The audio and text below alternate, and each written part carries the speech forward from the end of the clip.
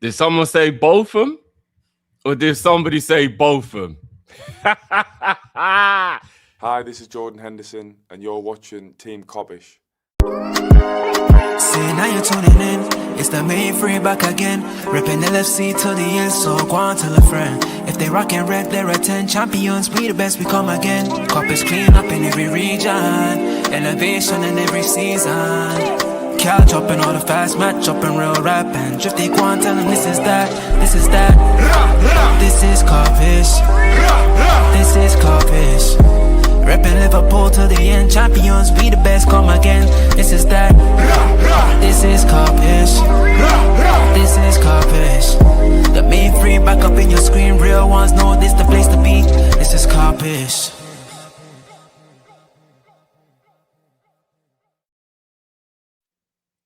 Good evening, good night, wherever you're watching around the world. Appreciate you joining us for this late one. We had to go live, though, regardless what the time was. We had to go live because, you know, we got to talk about this news. We have to. We got everyone in the building. We got the damn selves.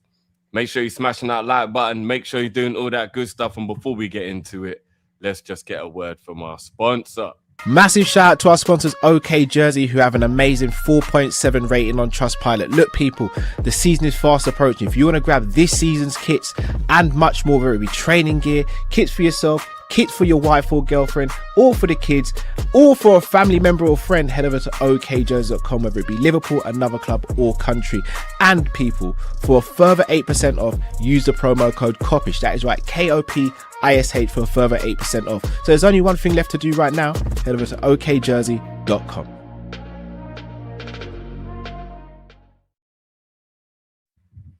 And they do numbers on the back, so I don't know what number Mbaye would be getting, but get prepared and get ready, people. What number he's at PSG, you know? I want to say something like, is it 17 or something, or 49? One of them mad numbers, but we'll find him a comfortable number at Liverpool. We'll find him a good number. We'll find him a comfortable number at that. But big up, what are you saying, brother? What are you saying? How you doing? Oh, it is 49. I knew it was 17 or 49. Bro, listen. You phoned me and said, have you seen the news? And I went, I've just seen it. But I don't know. I couldn't tell whether it was some fabrication or whether it was real. All I know is this. It looks like Richard Hughes has finally woken up.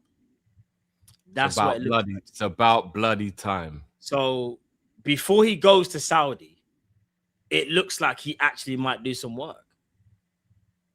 Do you get what I'm saying? When was the last time he did work? To be fair, it was Munoz, but that was early doors. It was early doors. Very, very early. Do you know what I mean? When that brother leaves the house in the morning and tells his wife he's going to work, I would question it. Personally. I hear it. You know but what I mean? It's a real thing, though, because there's only one place to start, obviously. Yeah. Let's get into it. Man. Let's get into it. So Fabrizio said Liverpool made contact Mbaye's new agent, Jorge Mendes. Mbaye also has proposals from Bundesliga clubs giving priority to LFC project. Deal was close with Leipzig, but collapsed after Monday PSG off. That's obviously, and he got that kind of falling on from Fabrice Hawkins. Then he goes on to say, Bayern Leverkusen have also sent a proposal to PSG for Ibrahima Mbaye. As talks took place over the last few days, the agreement between the clubs is close, but Mbaye likes Liverpool project as priority. Then, I think he tweets again. There's more? Here we go. PSG and Bayern Leverkusen have an excellent relationship as talks for Ibrahim Mbaye started days ago, but Liverpool are tempted Mbaye, very attracted by LFC project. No official bid yet, but Red's in direct contact with his agent, Jorge Mendes. It looks like there could be a hijack in play, because from what I'm reading between the lines is he was close to going Leverkusen. We've gone and said, what are you saying? And he's now said, I didn't even know you guys were even about. And it seems like now we are the priority. It's not obviously there's still a lot of work to be done, but it looks like to me, Mbaye is attracted to Liverpool more than he is Leverkusen. That's what it looks like to me. I mean, with all due respect, and I'm not going to be shady, but with all due respect, you know, who's gonna prefer to go to Leverkusen over Liverpool? With all due respect, yeah. No, I but understand let me ask you this though, Matt. Yeah, because this brings up larger questions, right? I know exactly what question you're gonna ask. And I'm not trying to be negative here. I'm trying to be realistic. So anybody who thinks that this is negativity, it's not. I already know what you're gonna say. We have to take ourselves out of the fantasy moment that you're having and then get a little grounded in reality. PSG, for a start, seems to be the only place we want to shop. Now, I get it. They're European champions. They've got a bag of great players, yeah? So I get it. But if we want Zabani, if we want Barcola, yeah, and we want Mbaye, we already at this moment now have to temper our expectations and be like, well, one out of those three guaranteed ain't coming to Liverpool. That's straight out of the back. There's no way we are going to go to PSG and collect all three players. There's no way, bro. Do you remember a club that we used to shop at regularly and we took all their players in one summer? Yeah, but first of all, they weren't even remotely as good. Don't matter. Like, it was There's easier. a food chain out here, bro. So hold on a minute. Yeah. You believe that a club of their stature, we're going to be able to convince them, A, to give us a price that will be right, and B, to let us, who are a team who can overtake them to win a Champions League, as an example. All right, watch this. They're going to let us take 3 of their players, bro. PSG are obviously a big club, but they're not bigger than Liverpool, bro. Like, yes, they have financial power. Oh, yeah, in standing. But historically, they're not bigger. And they know that. They know that they've got money and they're trying to do the Man City thing, flex the money, rare. But, bro, it sounds mad. Like, you know how back in the day, we used to say, like, Man United fans, all they talk about is history. Well, guess what? History does mean something in football for some players. Barcola wants to join Liverpool. Yeah.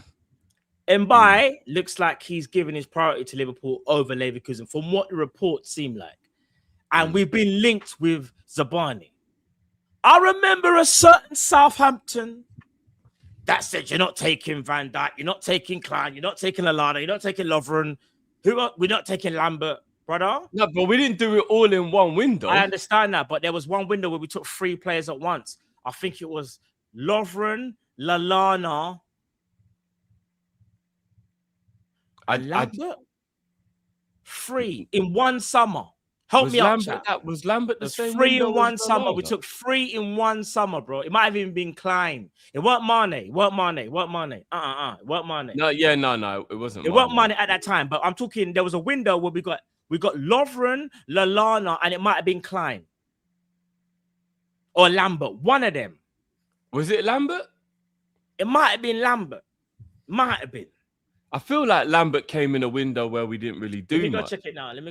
Yeah, maybe. Let me go check now, bro. So do you honestly believe, Matt, that there is a possibility that Liverpool could leave here with 3 players? Listen, I'm not saying it's gonna happen, but the intention's there. I mean, the intention is there for at least 2 out of the 3.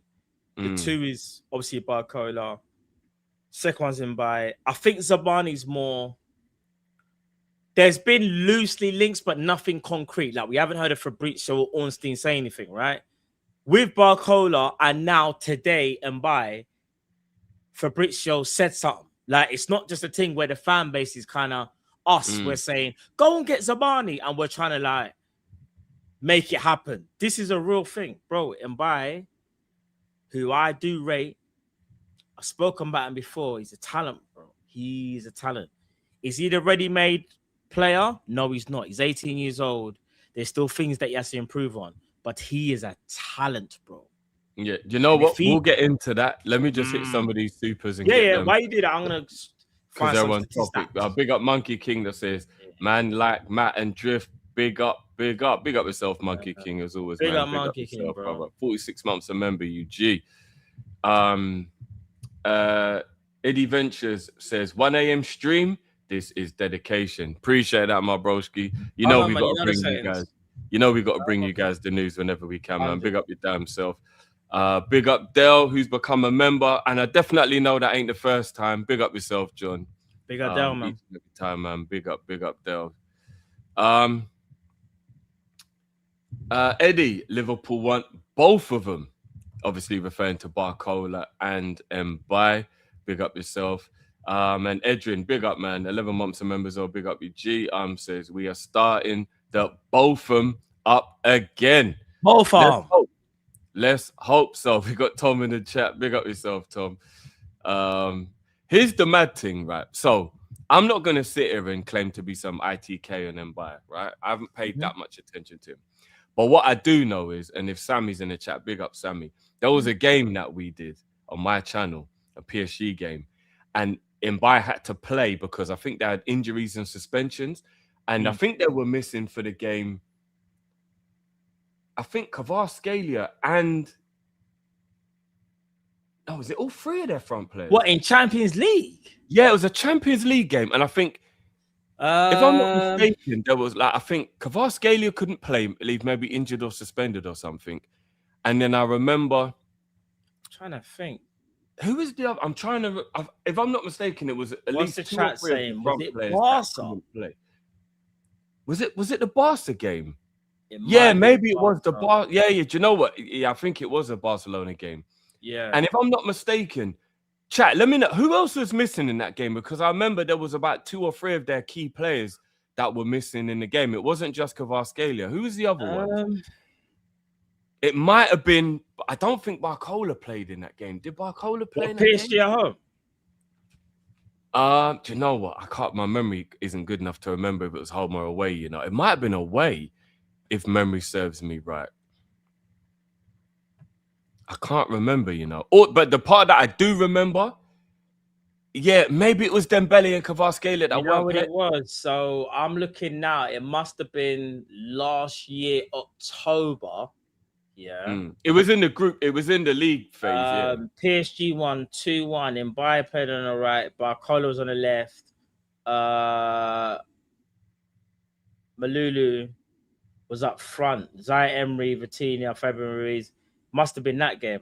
It must have been. Okay, yeah, so it was. It was Dembele and Kvaratskhelia that were missing. I knew it was 2 of the big hitters. Bro, I'd never seen the kid before. In that game, he absolutely cooked Barcelona, bro. Cooked them. I remember afterwards being like, yo, this kid. I'm glad you say that. You want to know why? I got a bone to pick with you. You know what I'm going to say now, though, innit? Go for it. Do you remember in the World Cup and I said he's cold, and you saw him in one game and said, I don't want this guy, Matt. He's trash. Do you remember? No, I don't think I said he was trash. Bro, you did. Don't let the chat get on to you, bro. I'm doing the Jurgen Klopp. I'm doing the Jurgen Klopp thing right now. Anything I would have said would have been tongue in cheek if I'd have said he's shit. Drift. I know he's not shit, bro. I watched that Barcelona game. Drift. We watched the game and you were saying, Matt, I don't want him. Remember the Senegal game? No, but that's what I'm saying. I was probably just Belgium, remember. That's what I'm saying, or being stupid or whatever. I'm talking about like being real. Because in that Senegal game, I was pissed off. I remember how emotional I was saying. I said, forget it. He's having a bad game. I said, this brother is frozen. Great. Remember, that was the year that they got knocked out, right? Give me one sec. Give me one sec. I'm frozen. Give me one sec. No, you just gone completely black, bro. Oh, is it? All right, give me one sec. Let me rephrase. But yeah, I was just annoyed and upset, obviously, during that game that that Senegal were going out and nobody was doing anything. So, you know what I mean? That was just one of those crash out moments. Because I'm still, to this day, I'm still annoyed that Belgium somehow came back from 2-0 down and knocked Senegal out. Like, I don't even know how they managed to achieve that shit. But here's the thing as well. So all jokes aside, yeah, 18 years old does mean it's going to be pretty difficult to rely on him.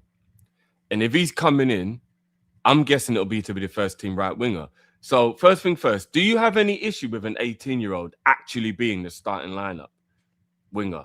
Not a squad player, not like he actually coming in and he's got to play week in, week out. What do you think? I'm not really looking at the age, bro. I'm more looking like if he's good enough, let the boy play. Gonna make mistakes. Obviously, he's far from the finished article. But I think we got to look at it like, bro, we're getting in one hell of a talent of a football player. The best way to look at it is, even if he starts, obviously he's gonna have good games, he's gonna have bad games. But you're more thinking about the upside that he's just gonna improve year after year after year. Bro, let me tell you something from now, yeah. This is how highly I rate him. He has the potential, in my opinion, to be a world-class player by the time he's like 25 or something, or 26. And I know that's a long way away. Like, there's so many ups and downs. He might not even make it. We could sell him after 3 years. He could be absolutely pants. But, bro, the potential is mad. I'm telling you, bro. I'm just checking something that Jay sent me. So. Yeah. He's one of them ones where you get him in the door now and you just let the boy play. I promise you. Like, trust me, chat. If we're able to get hold of him, and obviously it's remains to be seen whether it happens. It's so I only see it as a positive, bro. That's how I see it, chat. Like, guys, you know already. I've been speaking about Mbaye.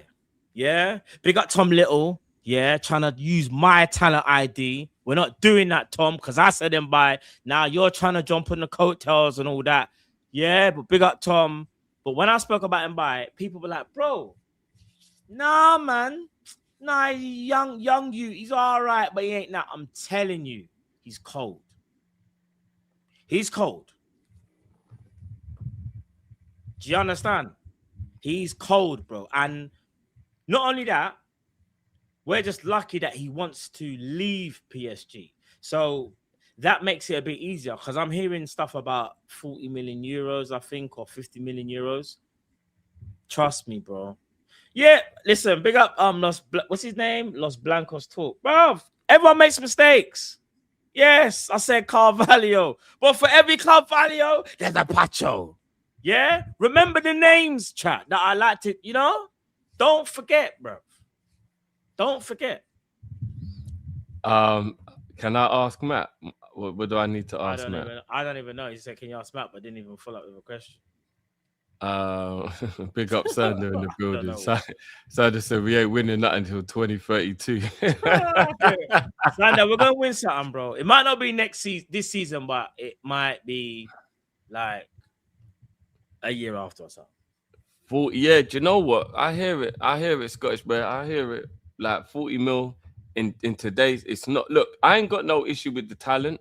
The only thing I'm a little bit worried about would be the consistency of being that young and then being asked to have to play week in, week out.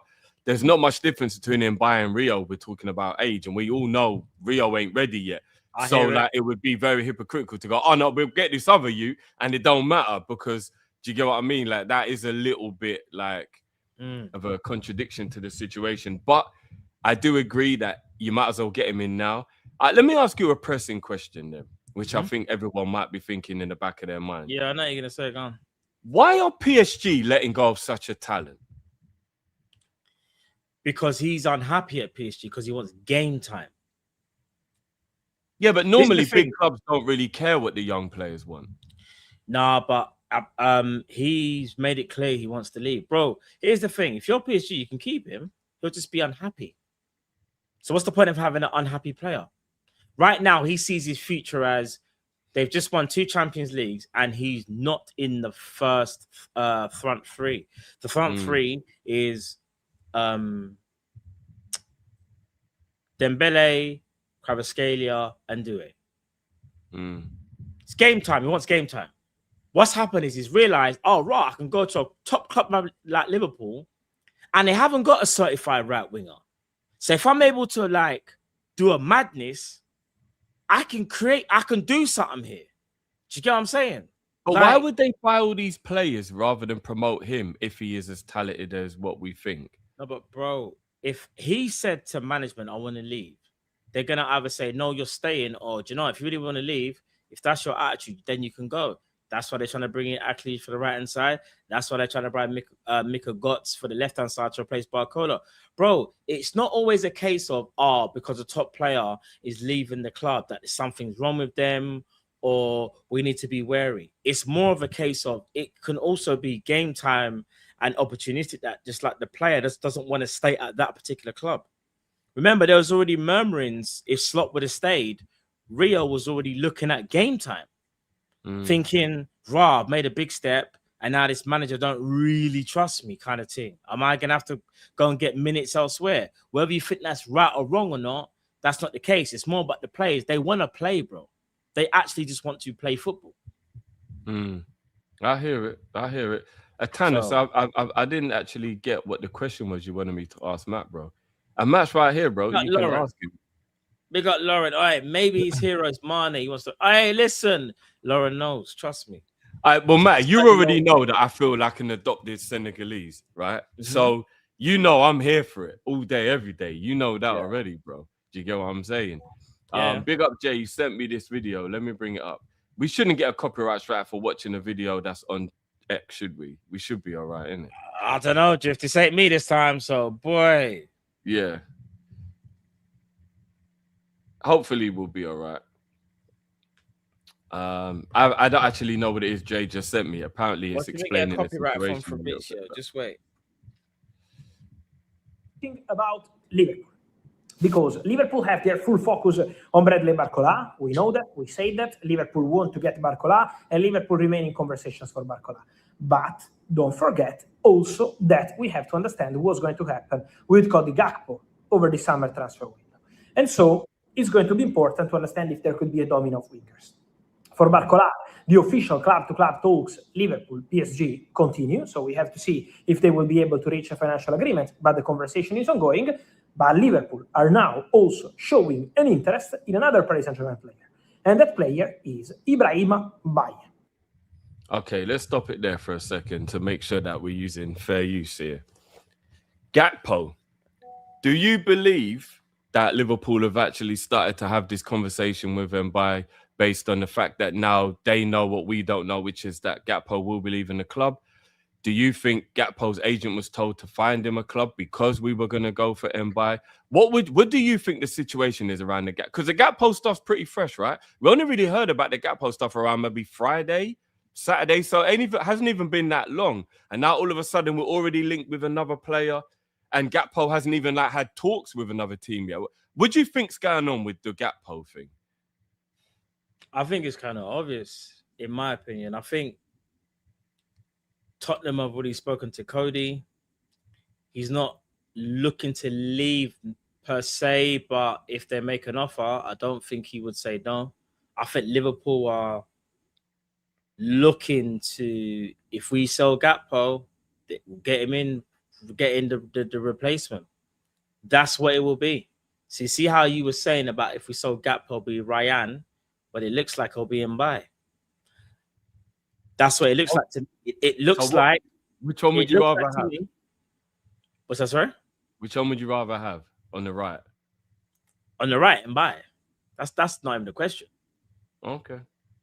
Mbaye is better than Cody on the right. No. The left, Cody. Ryan, not Cody. Ryan. Yeah, who would you rather have, Mbaye or Ryan? Apples and oranges, bro. I don't know. They're kind of like. Well, it does depend what you. Well, how about this? Mbaye has more experience. Ryan's played 6 months for Bournemouth, although he is a talent. But I don't know. I think I just prefer Mbaye, like as a player. I prefer him. I think he's more technically astute than Ryan. Ryan's more. I'm not saying Ryan ain't cold. Ryan's cold. It's just that I'm thinking. I like Mbaye's profile because what Mbaye will do, he's a right footer on the right hand side. He will try and create goals for Isak. Ryan is more likely to go for goal. Not saying he can't create, but he's more of a goal getter, in my opinion. And Mbaye is more of a facilitator. Yeah, and I feel like we need that for Isak. But what I'm trying to say is, you can't have 3 gunmen and think that someone's gonna shoot a blank at some point. It's gonna be mad. You can't just have 3 men lenging off shots. It's not doesn't gonna work. Even when we was under Klopp, it was Firmino that was the facilitator, and we had 2 gunmen. You understand? Yeah. It can't be 3 men going mad. Look at Benzema at Real Madrid. Do you get what I'm saying? It's not even just about trying to find a facilitator, bro. Emerson's an anomaly. It's about actually knowing the player you have and utilizing what their skill set is. Now, if we had Firmino up front, you would want the wingers to score goals, right? But when you've got Isak up front, you feed the beast.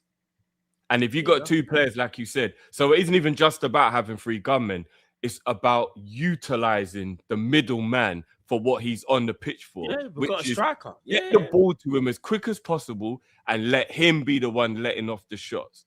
And if you've got a guy who's going to create on one and then a guy who's going to try and score from the other, I think it gives you a good balance. I don't think you can have 2 creators because then it's too reliant on the middleman to get the goals. And I don't think you can have 2 goal scorers because then how's the middleman meant to get provided for? You need the balance. You absolutely do need the balance, for real.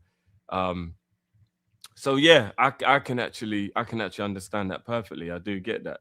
So you do believe that Gakpo, it maybe there's more to it than we realize in terms of him leaving and all that kind of stuff. Yeah, I think what's happened is I think Fabrizio spoke about it. I want to say yesterday where he said or the day before, he goes, Spurs really appreciate Cody Gakpo and they are looking to try and get him. They're talking to his agents, like don't get twisted. Like there's been conversations, but what was so mad is when Fabrizio kind of dropped that, or someone dropped that. In fact, it might have been a journalist from Netherlands, but then the Liverpool journalists were very quick to be like, Liverpool aren't looking to sell Cody Gakpo. Remember when I said they dropped that same Diaz line? It will take a big offer for them to sell him, bro. Come on, Spurs. I have shown that they're willing to spend money. If we're going to sell Gakpo, it will be probably something between 75 to 85 million. That's what I think we would sell Gakpo for, in my opinion. If Liverpool get that offer, I think they would sell him. And I think they would try and get Mbaye for about 50. That's what I think Mbaye will cost, isn't it? But my only thing is this, though. As much as I understand replacing Gakpo is all well and good, you are losing a lot of experience. And here's the thing. Let's say we do get Mbaye and Gakpo does leave. Mbaye's 18. Rio's 18. I was Rio 18, 17? 17. Munoz is like 21 or no, 21? I think Munoz is 22, I think. Is he? Is he 22? Let me have a look. 22 or 23. Hold on, let me have a look.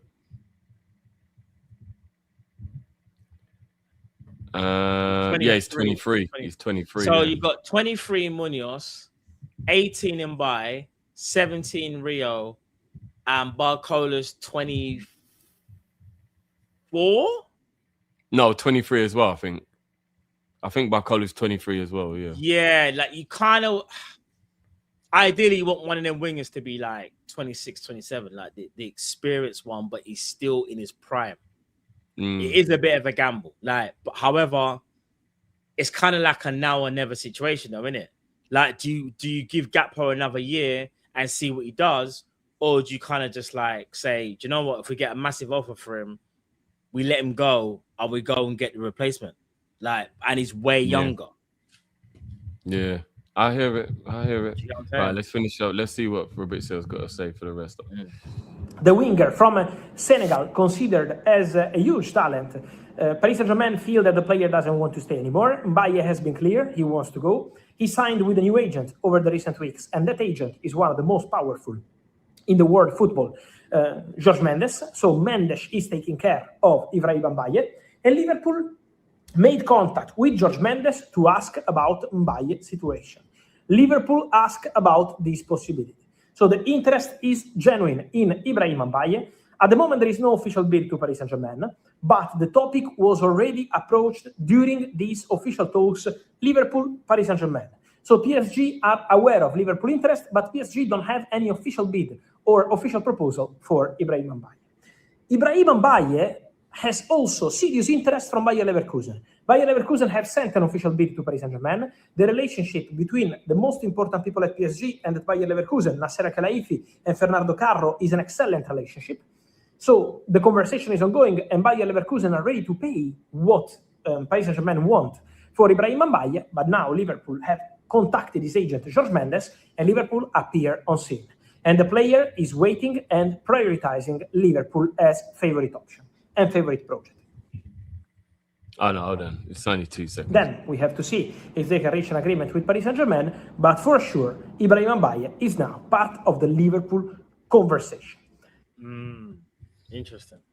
So, we're fighting Leverkusen. Do you think that them having an excellent relationship matters when the player wants Liverpool? Because from what Fabrizio's saying, as soon as he heard that Liverpool was involved, he said privatize Liverpool. So the player is thinking about himself, obviously, in that moment. Do you think that has an effect? The agent, the two owners knowing each other has an effect? Or like, I guess it probably is just more down to the player, isn't it? Where the player wants to go is more likely where it will be rather than where the owners or whatever. So it doesn't worry you at all with them having a good relationship? No, obviously, it's always a worry because if Paris Saint-Germain really want to dig their heels in, I'll just be like, no, like we want to send you here. But obviously, it's up to the player, bro. You have to understand if the player doesn't accept where he's going, then he just doesn't go. He won't go. It's kind of in the player's hands, bro. When a player says he wants to go there, the clubs are normally forced to have to negotiate with that team, because what happens is, all right, give an example. He wants to go, let's say PSG are like, no, we're giving them Barcola. We don't want to make Liverpool too dangerous. We don't want to give them Mbaye. They accept the offer for Leverkusen. Mbaye's like, I'm not going. I'm not accepting personal terms, so I'm not going. I am going to Liverpool. I want to go Liverpool, make it happen. They will be forced to make it happen, bro. That's what will happen. So, yeah, I'm worried, but at the same time, he's made his decision. It looks like that he wants to go Liverpool. And if that's the case, we have a very good chance of getting him. And I'm telling you, man, bro, he's a serious talent, you know. If we get Mbaye Barcelona. Mbaye and Barcola. Yeah, so, I'm a wait. Is this going to cheer everyone up? Chat, let me know. If Liverpool pull this off, have they turned around the transfer window? Yeah, but we still got more work to do, though. That's the thing. Like, I'm not trying to do the Debbie Downer. Bro, I'll be gassed if we get this over the line.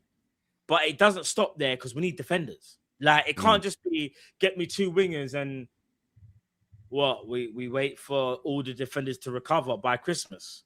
Do you know what I mean? Like, it has to be you get the wingers and we're still getting defenders. We need a right back. Or do you know what, bro? I'm at a point where even get me a centre back that can play right back, or a right back that can get me right back that can play centre back.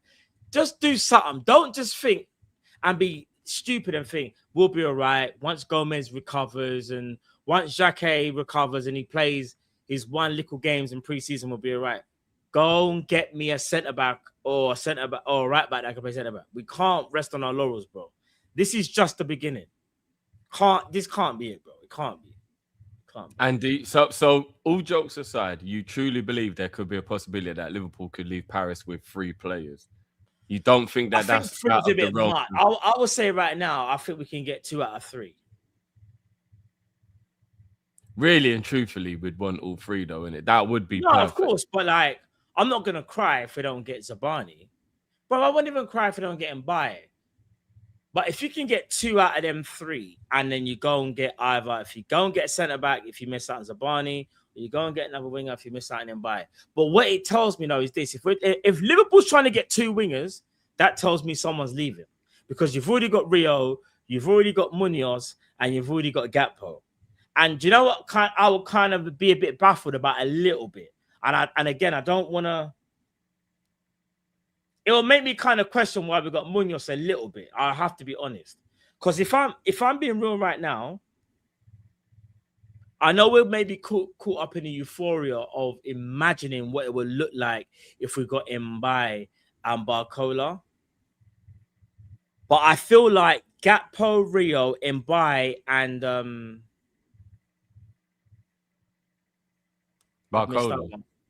Barcola is better. It's better because you got it is better. When but you saw Munoz Cody, is new, so he has to be one of them. Yeah.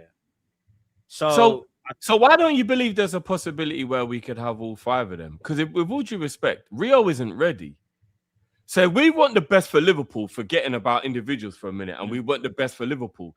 Rio having a slow process and whatnot would be ideal. Gakpo and Barcola and Munoz and Mbaye would actually be a way better, and then just having Rio as the young still keep playing now and again as he gets. Would that not be the perfect scenario? Let me ask you a serious question. Are you asking me this because you're doing your part for the show, or do you actually believe it? No, I'm asking you that because that's what I would do. The reason why I'm asking that question is because, you know what you told me? You said, Liverpool always want to balance the books. And if we're going off the premise that they want to balance, as much as I want to agree with what you're saying, I want you, what you're saying, boom, run it. 5 of them. One of them can play striker. But my worry, Drift, is what you said before. Liverpool always want to balance the books, bro.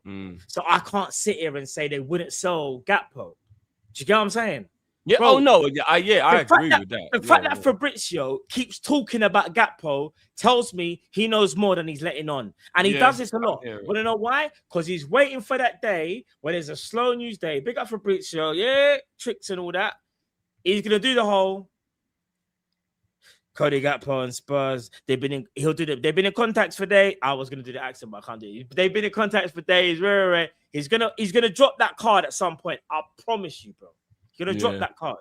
He will. Like it's inevitable. It's the whole thing when he kept on talking about Diamande and he goes, "Don't forget about Barcola. Don't forget about Barcola." He already knew. He got given word blatantly by the agent. If Liverpool don't get Diamande over the line, they are going for Barcola. That's why Fabrizio kept on saying, guys, I told you. Guys, I told you already. Barcola. He kept on going on about it. And I'm like, yeah, because you got told, innit? That was our plan.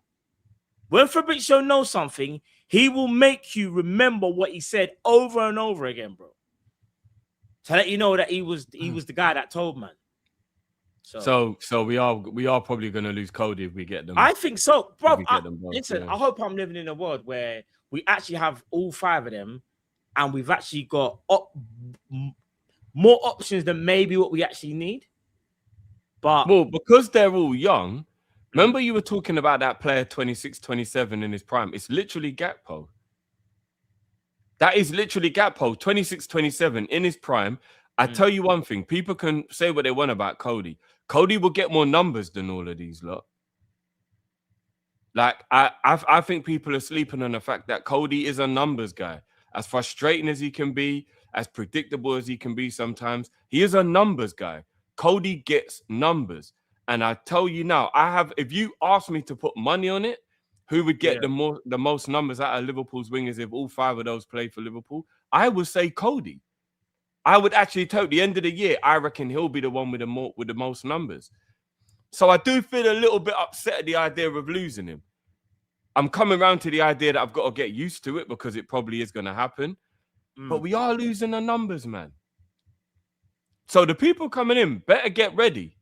Whether their numbers are more assist-based or more goal-based, the players coming in better get ready because they can't come in and have some 4 goals and 3 assists season, bro. I'm telling you, there ain't no way, bro. Way, bro. The thing is with Gakpo as well, is that Cody will get numbers, innit? He will get numbers. The problem is, though, when I think of playing style,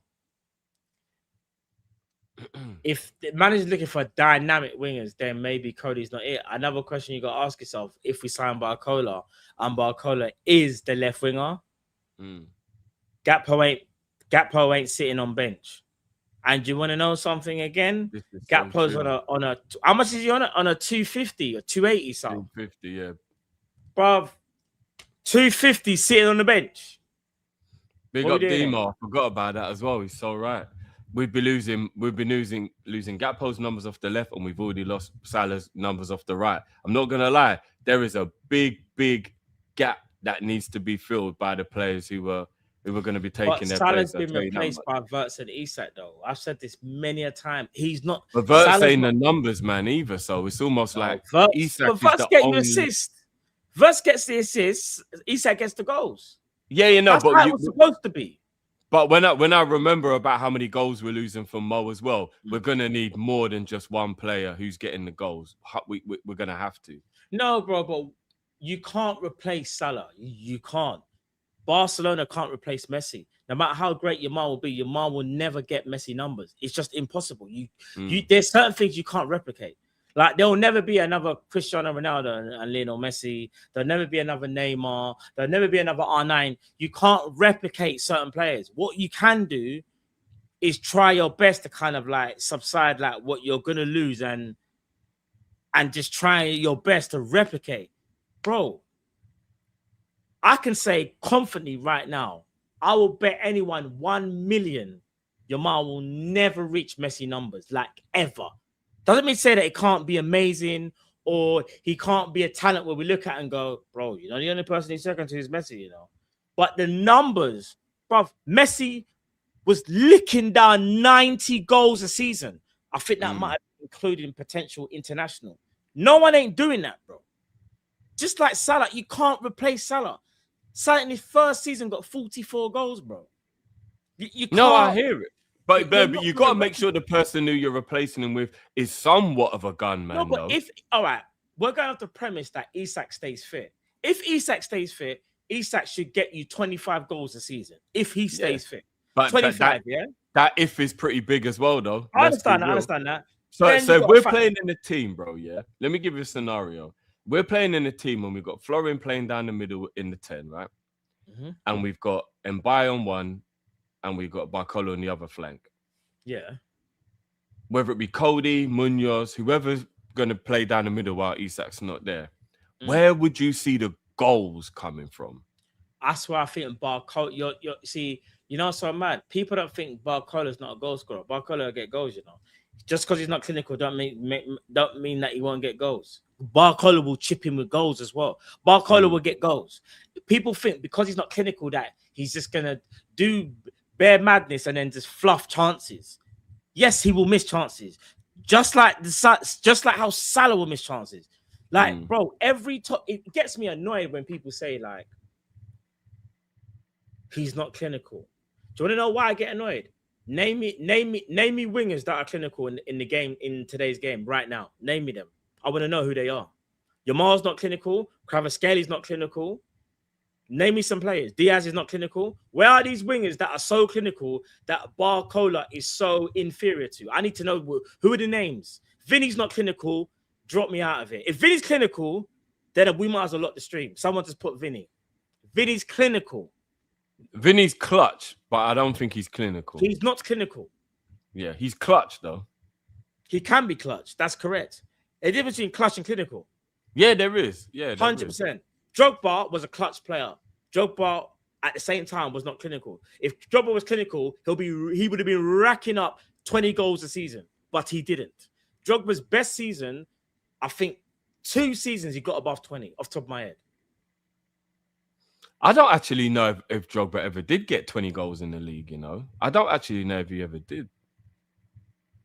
Do you get my premise? No, I get the point. Someone in the chat challenged me to who's clinical that you sit there and almost make it a thing. Oh, Barcola's not clinical. Name me the clinical players in today's game, the wingers, not strikers. I want wingers. I'm gonna go. Let's do this right now because I'm here to have conversation. Rashford. I need to know these wingers are drift. Could you consider Rashford clinical? Rashford clinical. I'm just asking. I'm go watch Rashford saying names, and I'm just. Rashford ain't clinical, bro. What What other wingers are in the world? But you see how you're thinking. Yeah, it says a lot. At least he's not clinical. It says a lot, though, innit? Yeah, I get it. But people are very quick to say Barcola's not clinical. So where are these clinical wingers that he's so inferior to then? This is what. No, but you know what? You know what I think it is with Barcola. What I think. Oh yeah, Semenyo's a clinical winger. You think Semenyo's clinical? Yeah, he is. Shall I tell you what clinical is? And I want everyone to agree or disagree. Put a 1 in the chat if you agree. Put a 2 in the chat if you disagree. A clinical winger is Heung-min Son. Put a 1 in the chat if you agree, or put a 2 in the chat if you disagree. I need to know. Because ain't no one talking to Son. No, that's yeah, but you just named one of the best finishers. No, but that's when we say, but clinical is not a word you throw around.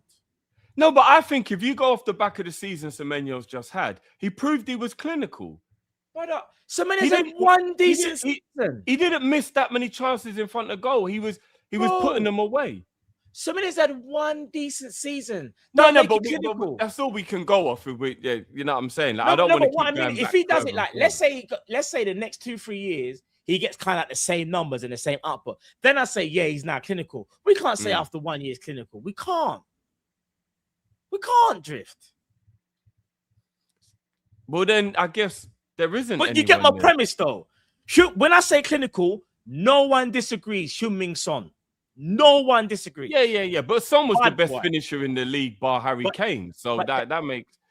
But my point being is, people use the word clinical and just throw it around like that. You need to know what it means. Clinical is like I just described Heung-min Son.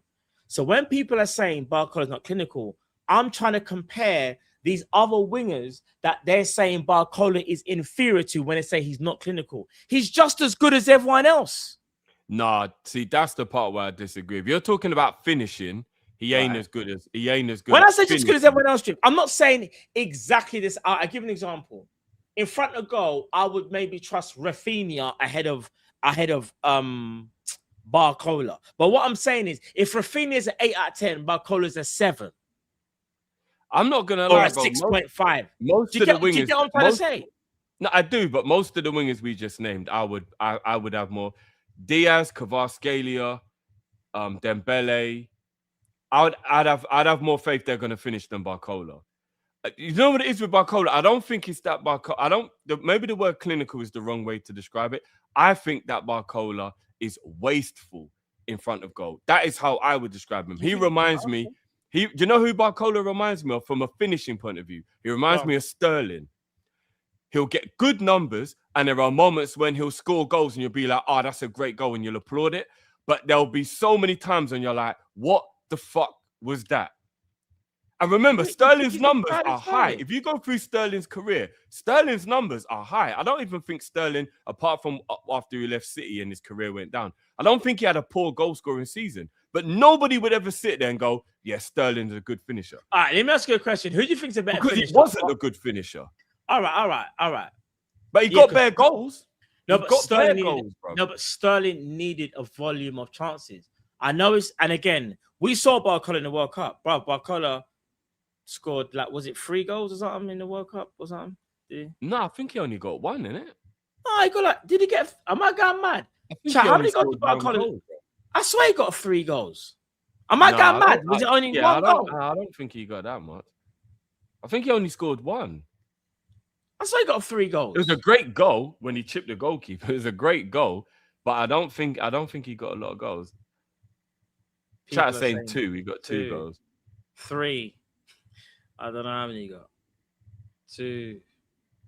I don't remember Barcola playing enough to get 3 or 4 goals. Bro, Barcola came on. He got 3. You know what? Let me check now. Let me find out how many. I'm almost certain he got 3 goals, bro. And again, he didn't play. Hold on. Yeah, more people are saying 3 in the chat. Bruv, I knew it was 3. I was just testing to see what people are gonna say. you tried. You said 4. I said 3 goals. Go watch the tapes. No, at first you said 4. Anyway, What were the other goals like? Because I don't remember Crazy. his other goals. I just remember when he chipped the goalkeeper. Bro, I'm gonna say this though. You say you're compared to Sterling. I think that's a little bit disingenuous. But I think Sterling would get more goals than Barcola. What, If you look at Sterling's career, I actually think Sterling would get better numbers than Barcola. In a Man City team, in a Man City Pep team. Well, even before he left Liverpool, he was kind of a numbers guy. Like, he would waste a lot of chances, but he did get a good volume of goals at Liverpool. All right, watch this. Let me remember, like, who's another player that's similar? Like Walcott. Like, if you go and look at Walcott's numbers, they're actually very good, you know. But nobody would call Walcott a good finisher. Nobody. You would never, ever, any description of Walcott would not be he's a good finisher. I think you're underestimating Walcott's finishing. No, but this is the point I'm making. No, His numbers were good. He actually got good numbers. Can't compare Walcott. He was wasteful in front of goal, bro. Walcott is way more clinical than Sterling. That's not even a debate. You think so? Yes. Nah, I don't know if I would say that. Walcott is clear Sterling in finishing. Nah, I don't know about that, bro. He's got way more composure. Nah, I don't know. I don't know about that. Oh, nah, yeah, I don't know about that, bro. I'm putting one-on-one in front of the goalkeeper. I'm picking Walcott every time over Sterling. It's not even that's just me, personally. People will disagree. I don't know. Yeah, I don't know about that. But you get the point, though. Both of them are players who've got good numbers, but you would never consider them a good finisher. Do you get what I'm saying? And I think Barcola goes in that bracket. Like, yeah, he can get you the numbers, but I just don't ever think people will call him a good finisher. I mean, he might improve. He's still young, but like... All right. I'm going to say this, it's mad, because how can I explain it? When we signed Mane, how would you describe... When we signed him at Southampton, how would you have described his finishing at that time? And that's hard to... Because you can only remember, like, the... I would have said... But would you have said that now he's a decent... Would you say he's a... How highly would you have rated him at Southampton for his finishing? At Southampton, I would have given his finishing a 7 out of 10. Okay. And what would you give Barcola right now? 6. So there's only one mark off. Is that bad? No, but then Mane became a 7. Became like an 8.5 once he got to Liverpool. So, but I'm going off the premise that Barcola's going to improve. Obviously, if he stays at 6, that's a problem. It means he's not improving on a crucial aspect of his game.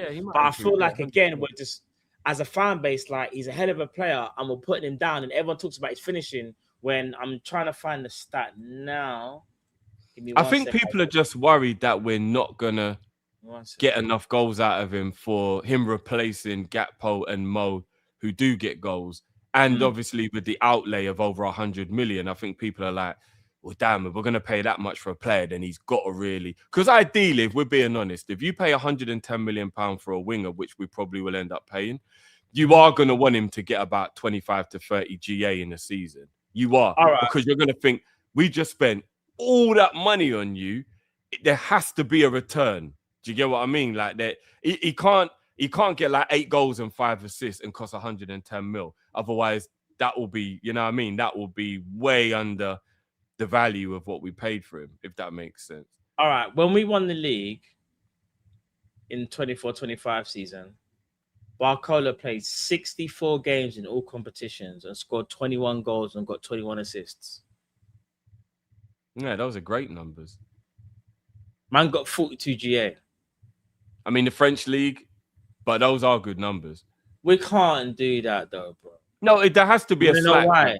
You play for the best team in a league that don't have much competition. You do have to add that caveat. You do. I think but you know what's so mad though? We can't. I know the French league isn't the hardest league in the world, and I understand it's not going to be the same as the Premier. You're not going to get the same amount of space, but Barcola has obviously played in Champions League as well. And I also, how many of those goals were in Europe? Just out of curiosity. He only got 3. He got 7 GA in Europe in 17 games. He got 3 goals in the Champions League and 4 assists in the Champions League that season. So he only got 7 GA. So that is where you come into. That is where you a little bit of like, would where the higher quality was, the numbers weren't as good. And don't get me wrong, 2020 is still brilliant. I'm not trying to knock him. I know the French league. I was just adding that caveat because I think it should be for context. But 2020, 40 GA is still good. I'm not putting him down. 40 GA is still good. Yeah. I mean, if he gets 40 GA at Liverpool, bro, he'll be an absolute stone cold success, bro. Can you imagine if he got 2020 at Liverpool? But that's like Henry numbers. Wasn't that what Henry did that year when he got 2020? What? No, but Henry done that in when he made before the assist record got broken. Obviously, it was 20, right? And wasn't it Henry? Didn't Henry get 2020 that year? 20 goals, 20 assists, if I'm not mistaken. Yeah, that was him. Was that in Prem? I think it was, yeah. Well, I know all of the assists. No, it was, yeah. Yeah, it was 20. It was 2020 in the Prem. Yeah, it was, yeah. So that would be like an Henry level season if you did that in the Premier League. So that would be outstanding, like no doubt. So I'm not knocking it. Listen, Barcola is 23 years old. He's a talent. I feel like we're always looking for something wrong when we sign a player. Like, bro, Barcola's one of the best wingers, in my opinion. Top 10 left wing in Europe, would you say? Top 10? Would you put him in top 10? Yeah. He's in the top. I mean, again, the bar is low, but he's definitely in the top 10. No, but we can't do the whole bar is low. He's top 10, bro. No, but the bar is low. There aren't that many wingers in world football. Name me, all right, but if all right, would you say other than Kvaratskhelia and Vinny? Well, let's just name them. So he's not better than Kvaratskhelia. He's not better than Vinny. He's not better than Diaz. He's not better than Mbappe. Mbappe's not a left winger, bro. We can't keep doing this. Bro, you know Real Madrid are about to sell Vinny and put Mbappe left wing. Bro, no, they're not. He's a left winger. They're not, bro. They're not, bro. It stops there. That's right. Think about it. It stops there. Yeah. I'm just trying to think how many other. I'm trying to think. Top 5. Maybe he is. I don't think he's better than Doku, but I don't want that argument again because I know you disagree. You don't think? No, I don't think Barcola is better than Doku. I don't. You just like them man that just like to dribble. I hear it. I just like players who get past their man every time they try, bro. And then do what with it? What else? No, you just want to talk about clinical. Doku got 20 GA last season. Oh, Drift, drop me out, bro. Anyway. Drop me out, bro. Doku he's not better than Barcola. I'm not having that. No way, bro. He is, bro. Anyway, yeah, Rafinha, I wouldn't say, Rafinha's better than Barcola. So Barcola's like top 7. He's top 5, bro. No, because Kvaratskhelia, Diaz, Rafinha, I would say Doku, but you wouldn't. So I'll keep it. Doku's not there. He's not there. Mbappe's not a winger. What we do? You just, bro. Mbappe's not a winger. He's centre forward, bro. Vinny, and then Barcola. I see he's 5. Well, to me, that's top 6. He's 5, bro. But the point being is, top 5 or 6, he's there, innit? One of Europe's best left wingers. The point being is, he's gonna get better. He's going to get better, bro. What you would hope is he comes to Liverpool, and because he's got the confidence of the manager and he's playing week in, week out, that he would actually improve quite drastically. You would like to hope, playing every week, getting the confidence. And I'm not saying that Enrique didn't give him the confidence, but obviously he was replaced, became a rotational player, and he probably did lose a little bit of that, oh yeah, I'm the man feeling that he had before. If Liverpool can give him that feeling back, then you're right. I agree that, look, I want Barcola, remember. What I'm trying to just do is temper the expectations a little bit of anyone who thinks Barcola is going to come in and just barnstorm the league and just bad it up. It's like, I think there's got to be a little bit of a, do you get what I mean? Like, just lower the expectation a little bit on what you think he would do when he first gets here. That's all. No, I understand that, but I also feel like there's the people trying to discredit it before we've even signed it, or if we sign him. It's like, oh, the finishing, bro. I've just told you that where's the clinical left wingers? There So ain't none. what would you consider Mbaye's creativity? Because if we're bringing him in to be a right-footed right winger to be more creative, what would you consider his creativity? I think it's good. It'll get better. Like, I think Mbaye, just like all young players, it's more decision making and when to do the right thing at the right time. That's the only thing I think Mbaye needs to work on. Obviously, end products as well, but bro, it's there. Like, he's got all the tools. He's just experienced now. Keep playing. And obviously, you go into a new league, you're gonna have to settle in and whatnot. That's why if we buy him, I don't even know whether he walks in as a starting right winger. I don't even know what Liverpool's plan is. Yeah, I think a lot more will become clearer depending on what happens with Gakpo. Like, because if Gakpo's sold, that kind of tells me in my mind, raw. Because, bro, for all we know, it could be Rio on the right, Barcola on the left, Mbaye is the backup to the right, and then Munoz is back up for the left. We don't. It's hard to say, and that's why it's frustrating that, like, with these preseason games. Now, remember when we were saying like we need to make these signings a bit earlier because we'd have a better understanding of what we're trying to do. Right now, I don't know what we're trying to do. I just know that we're trying to buy players. What I will say though, and big up to anyone who watched the video that I put out earlier on when I had a almost crash out about that news, which we will talk about because you and me haven't had this conversation properly. But the one thing that I did say during that video is I'm willing to fall back if Liverpool do change. It's what I want. I want to be wrong about crashing out or getting annoyed because there was a plan all along. Do you know what I mean?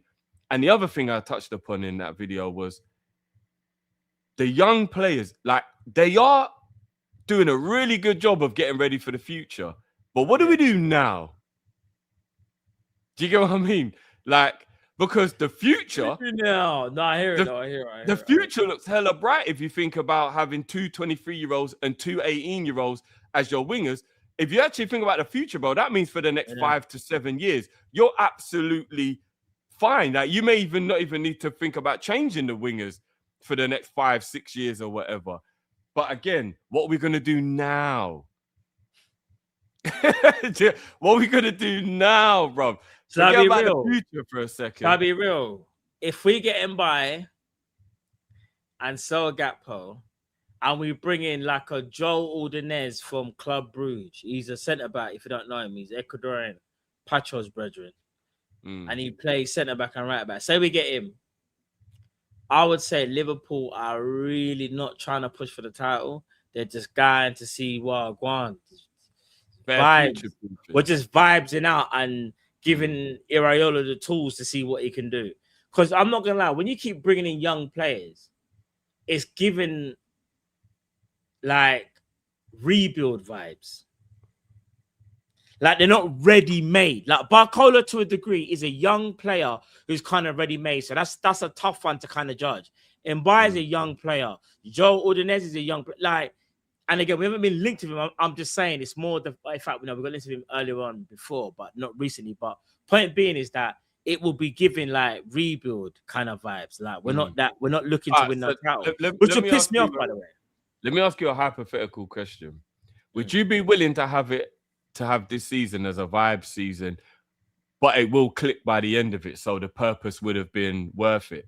If I told you, anything, or is it just literally vibes? Say we won the Carabao Cup and we came fourth, but we didn't get close to winning the league, but we did get top 4. But we played good football, and you could tell it was clicking, and you knew the following season this is gonna bang.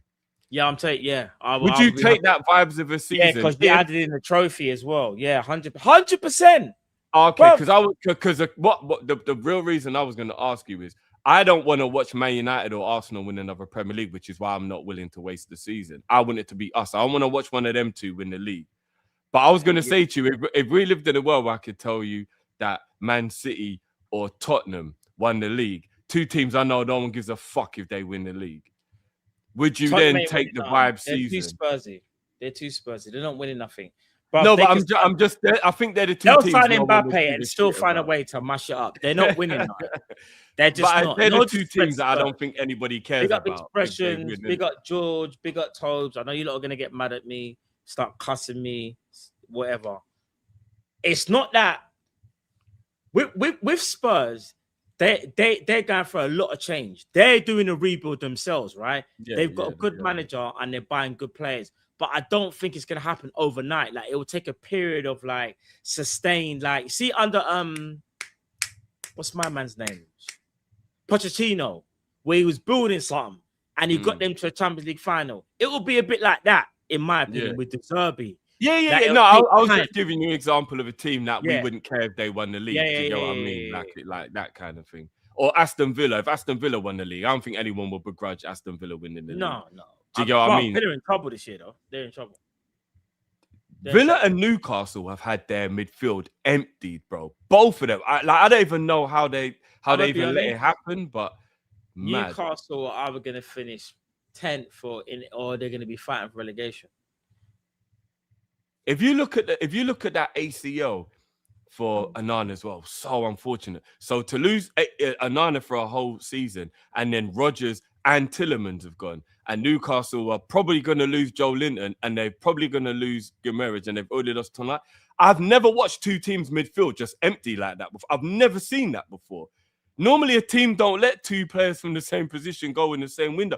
Both of them have just had their whole midfield empty. I know. How is that even possible, bro?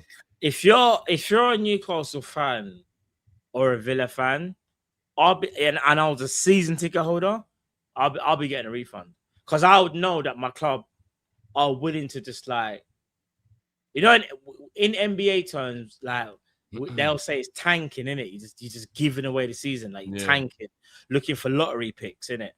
Bro, if you're a Newcastle or Villa fan, I'm not even doing the laughing thing. It's more about, I think it's disrespectful to the fans that like your club looked like they was on a trajectory and then they decided just to pull the plug and you thought you was going somewhere and they've gone, actually, nah, bun it. We'll take the money and we'll start again. Bro, I can't imagine Liverpool doing that. I can't imagine Liverpool selling all their top players and then like bringing in like players we've never heard of and being so disheartened to like watch games knowing that I know the intention of my club is not to challenge for anything. The intention of the club is to do a whole complete rebuild. Because that's what Newcastle and Aston Villa are doing right now, bro. Right now. But even they might lose Lewis Hall. I know.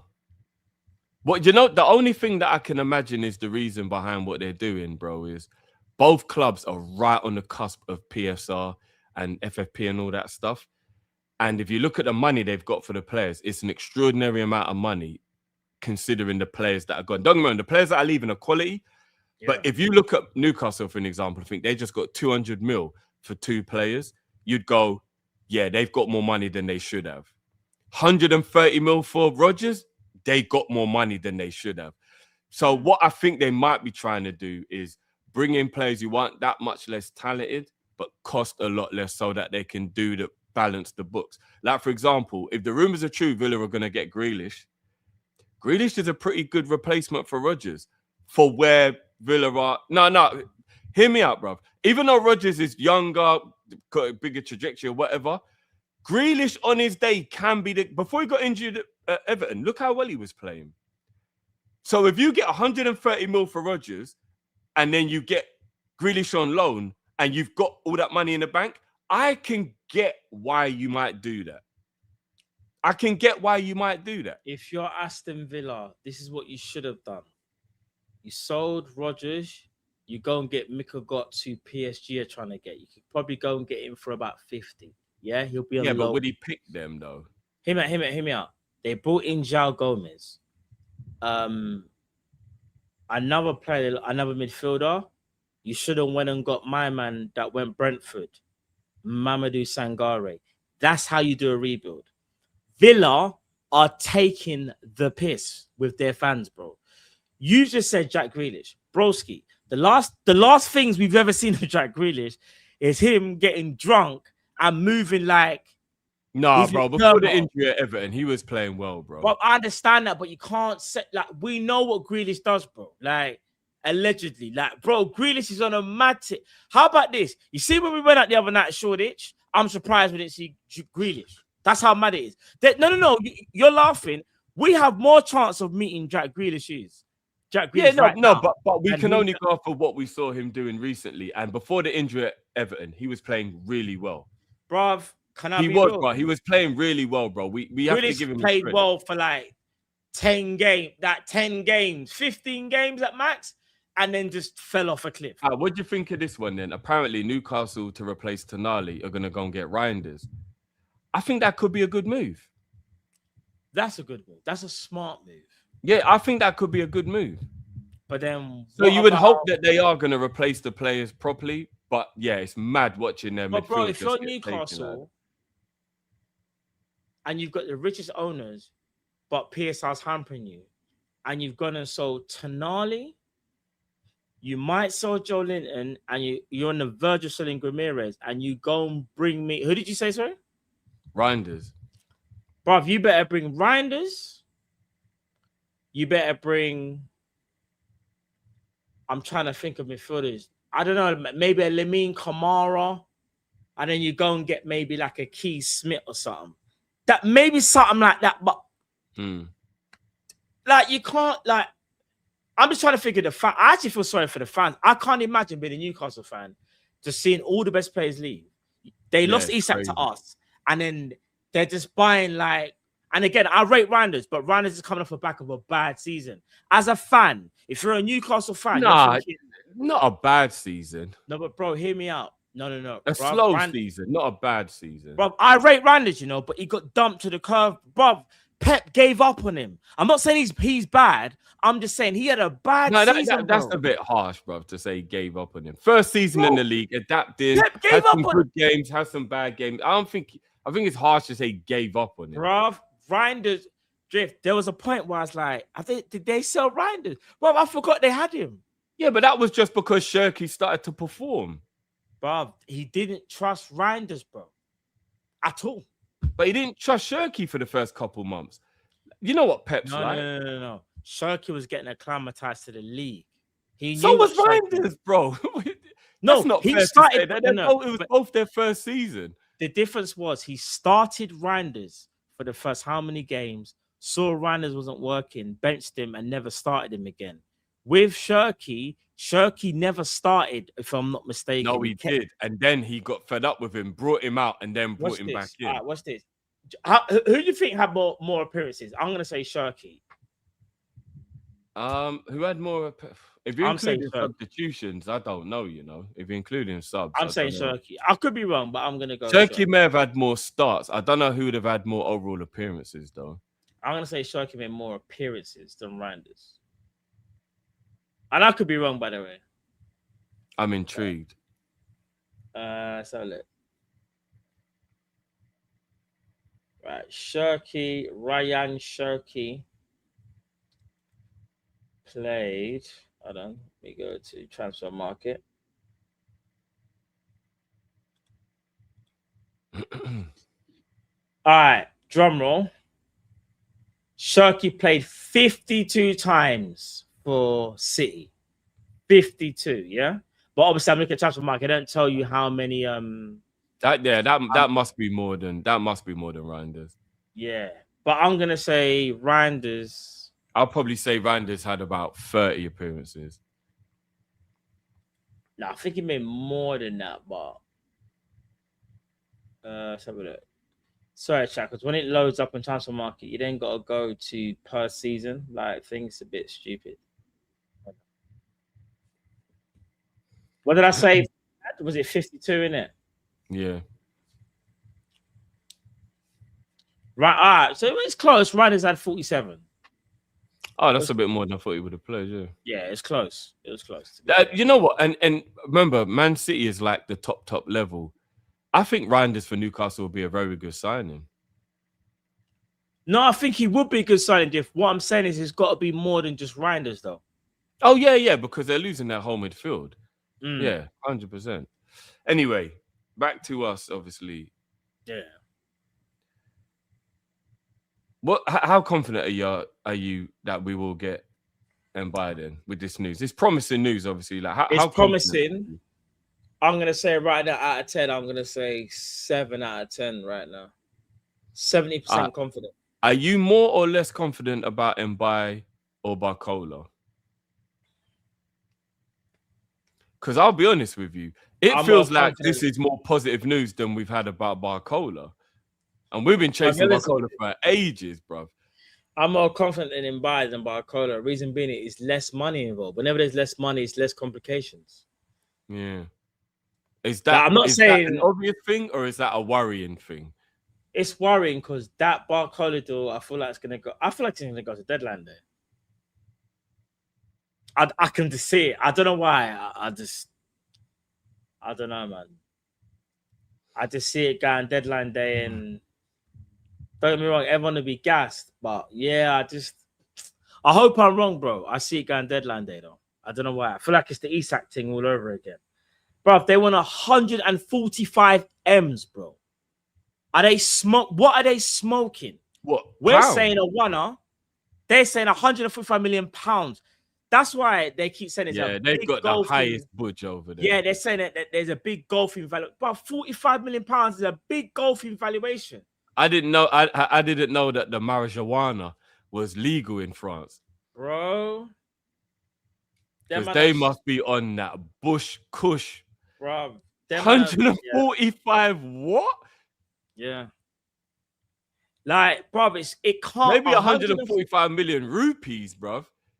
Yeah, facts. But you know what it is though? They're trying to do the whole like, I don't know why they keep doing this as well. Like they're briefing to the media. Basically, the reason why they want 145 is because they're seeing the Elliot Anderson and thing. Bro, that's Prem stuff. You're not involved in Prem stuff. What you do? You're involved in Leon and Ren and you're not involved in big boy business there. You're not I'm trying to remember back in the day when France didn't have the euro and they used to have francs. I'm trying to think, what was the conversion rate like back in the day? Can you remember? Bro, do you know something? I bought some Reebok Classics way back in the day, bro. From France. How much did they cost you in francs? Shit, I'm trying to remember. They were all black with a gum sole. Does anyone remember? I think it might have been like 1 in 2. I can't remember though. Was it like what? I remember when I went Paris on a school trip, because every time I was with my parents, they obviously paid. When I went on a school trip, I had to convert money. Was it 1 in 2 maybe? Because they might be winning 145 million francs out here, bro. Talking about them type of. Nah, for real. Because they're not getting them 145 million pounds. No way. You're going mad. No way, bro. No. I rate Barcola, but 145 million. Nah, just get me Mbaye and go hijack the Mika got still, bro. Right, in Switzerland, they still have francs, you know. Say that again? They still have francs in Switzerland. So if this is true, 1 franc back in the day was the equivalent to around 20p. So that means it would have been 5 francs to a pound, basically. If this is right, what this thing's saying here. So if that's the case, bro, then 145 million francs will be about right. Yeah.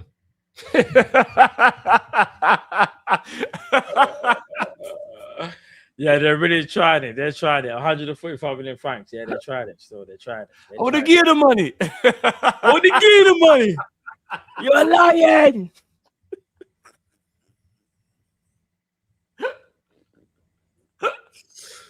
Oh, they give the money. Oh, they give the money. Hey.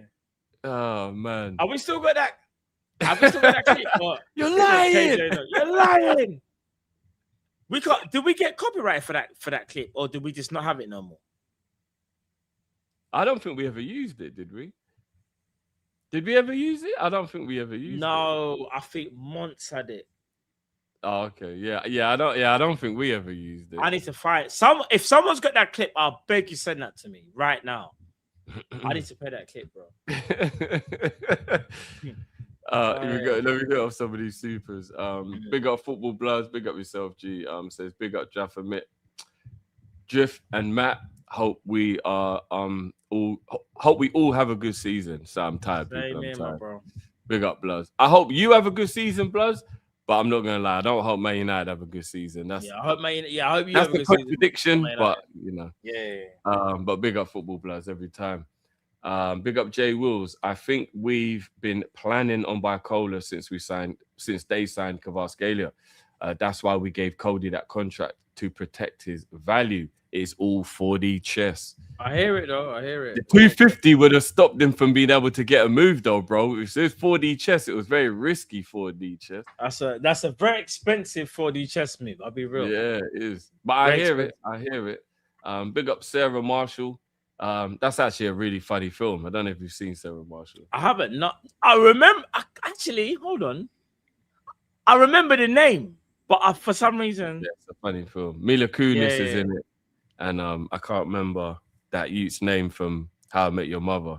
But it's a old funny school film. thing, isn't it? Yeah. That Thingy Brandt is in it as well. The stand-up comedian. Is it Russell Brand? Russell Brand. Russell Brand. Yeah, he's in it as well. Yeah. Kelleher, same at Liverpool. It was about game time. I hear it. Romero from Tottenham is available. No Argentinians. He's got a head loss as well. Like he just loses rag, man. Yeah, 35 million is good for his talent. That's a good price though. But no Argentinians, man. I ain't got time for that shit. Yeah, that's it. Jason Seagull, big up Adrian. That's his name. Yeah. Okay. Big up Football Bloods again. Says including Mbaye and Barcola, list down your top 10 wingers, regardless whether it's left or right in the Premier League at this present moment, from 10 to 1st. Flipping oh.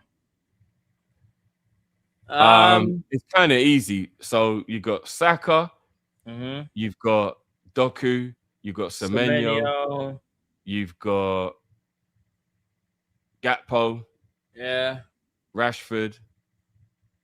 Does Rashford? Oh, okay, because he's back now, isn't it? He's back. Mbuemo,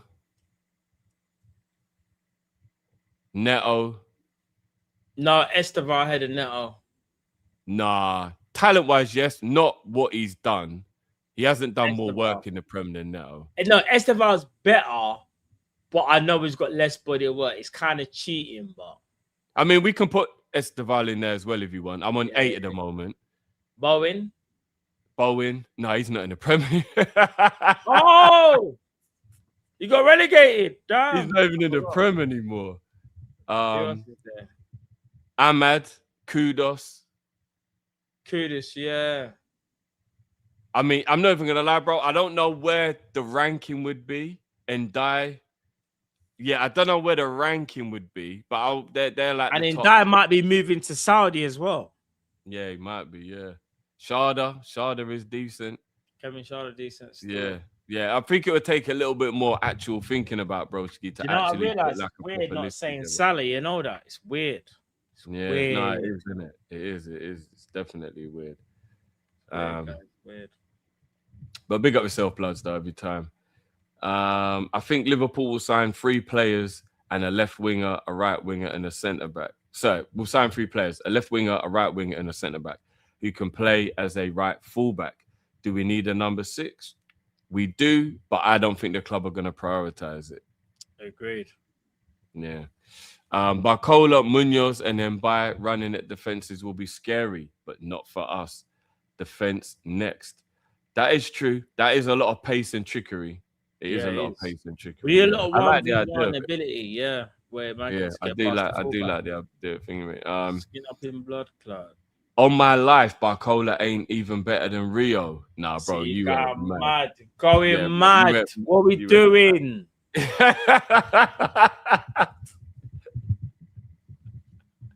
Yeah, bro. I know Rio's has got a high ceiling, but bro, that not right now. No way. Please, let's not turn into them certain fans that if I say their name, they're gonna start saying it. We always talk about them. We're the standard bearer. But I don't want to turn into them fans. Let's not say mad stuff. Let's not say mad stuff. Big up Uncle Rod says, do you guys think LFC get both? Yeah, we kind of bit. Yeah, hopefully, bro. Yeah. Hopefully, man. Hopefully. If we do, then I think we pulled off a master stroke. I genuinely do. Like, I'm not saying that those two players are like the best in the world or anything, but if you can go to PSG and get two players of that talent level in the same window, I think you've done great business. You have done great business. As long as it ain't like if I said to you, it will be 155 million sterling for both of them, I think most people would go, F it. Great package deal, right? Yeah, 100 for Barcola, 55 for.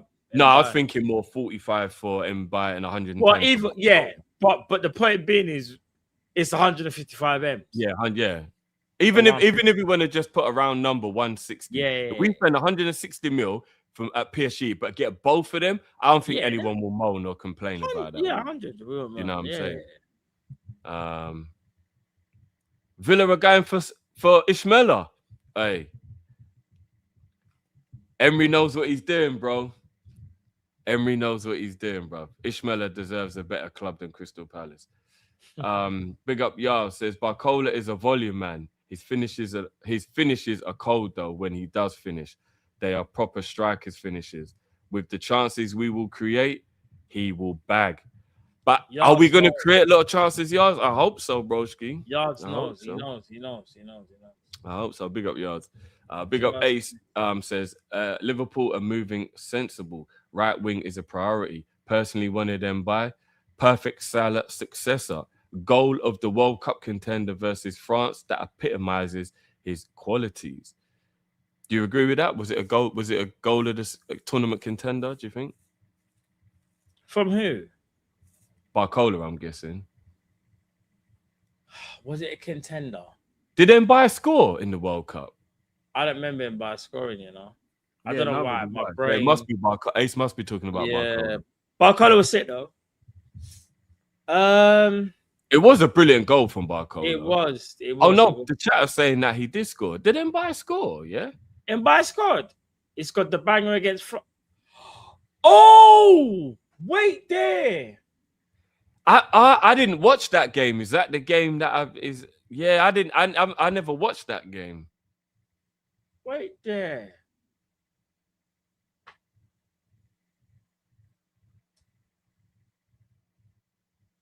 You know what? I'm curious now. I've got to watch it now. Something right now, bro.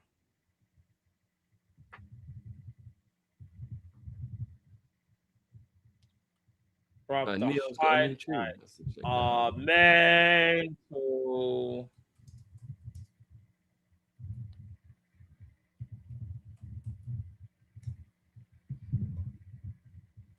He's got a scream of us is France. You know what?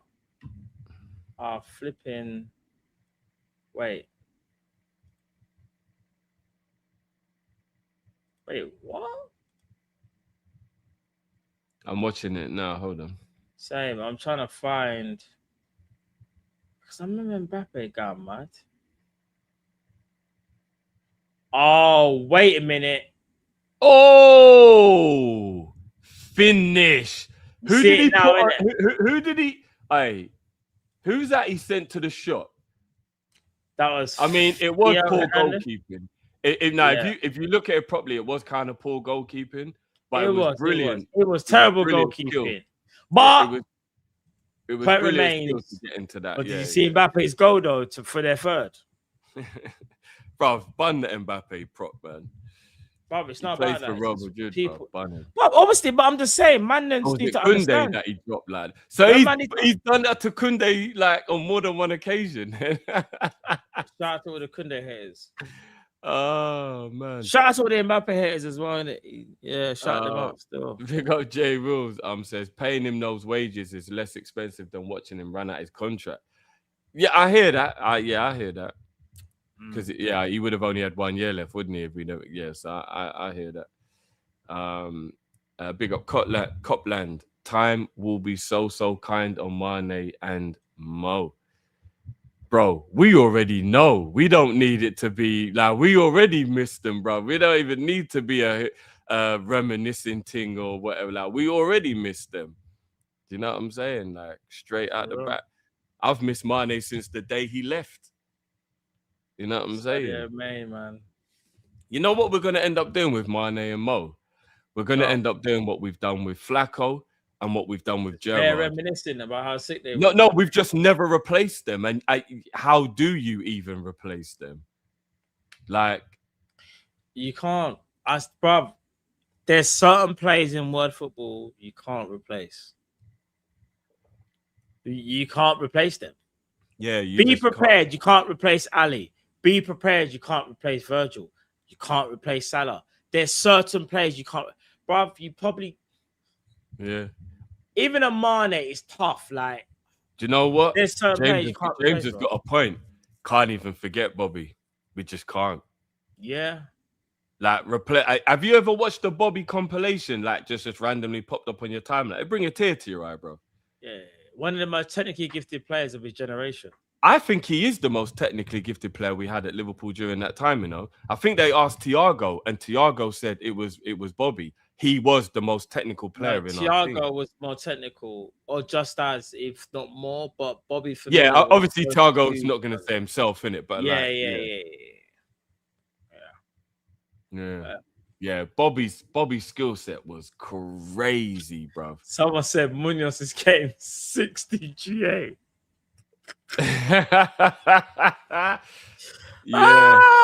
Even Mo didn't get that. 60 GA, you know.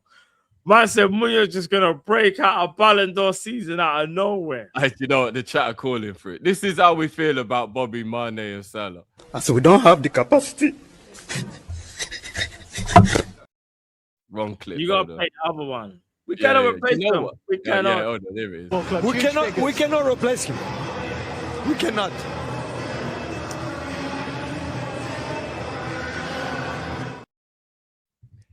Do you know what's so funny? Yeah, I'm not even gonna say that in that moment. Maybe he might not have actually been feeling emotional. But one thing I can say is, I reckon he was gaslighting the fuck out of us because they bought Haaland. They bought Haaland. They bought Haaland. Don't give me those crocodile tears, bro. We cannot. All while knowing that you've got a deal in the pipeline for Haaland. Yeah, like don't mind the bruv. Yeah, that's crazy, bro. That is crazy, bro. Pep is the biggest liar, bro. Lying, fam. Such a liar, bro. We cannot replace him. We cannot. Man, shut up. But you can't replace it. Do you know what I forgot has gone under the radar quite swiftly? That Aguero had to quit football because of heart problems. It's really sad, isn't it? Like, I think a lot of people forget that. What's that again? Remember, he had to retire because he was having heart problems. Who? Aguero. When he left City, he started having heart problems, and then he had to retire. A lot of people forget that. It's really sad that happened. Bro, he went to Barca.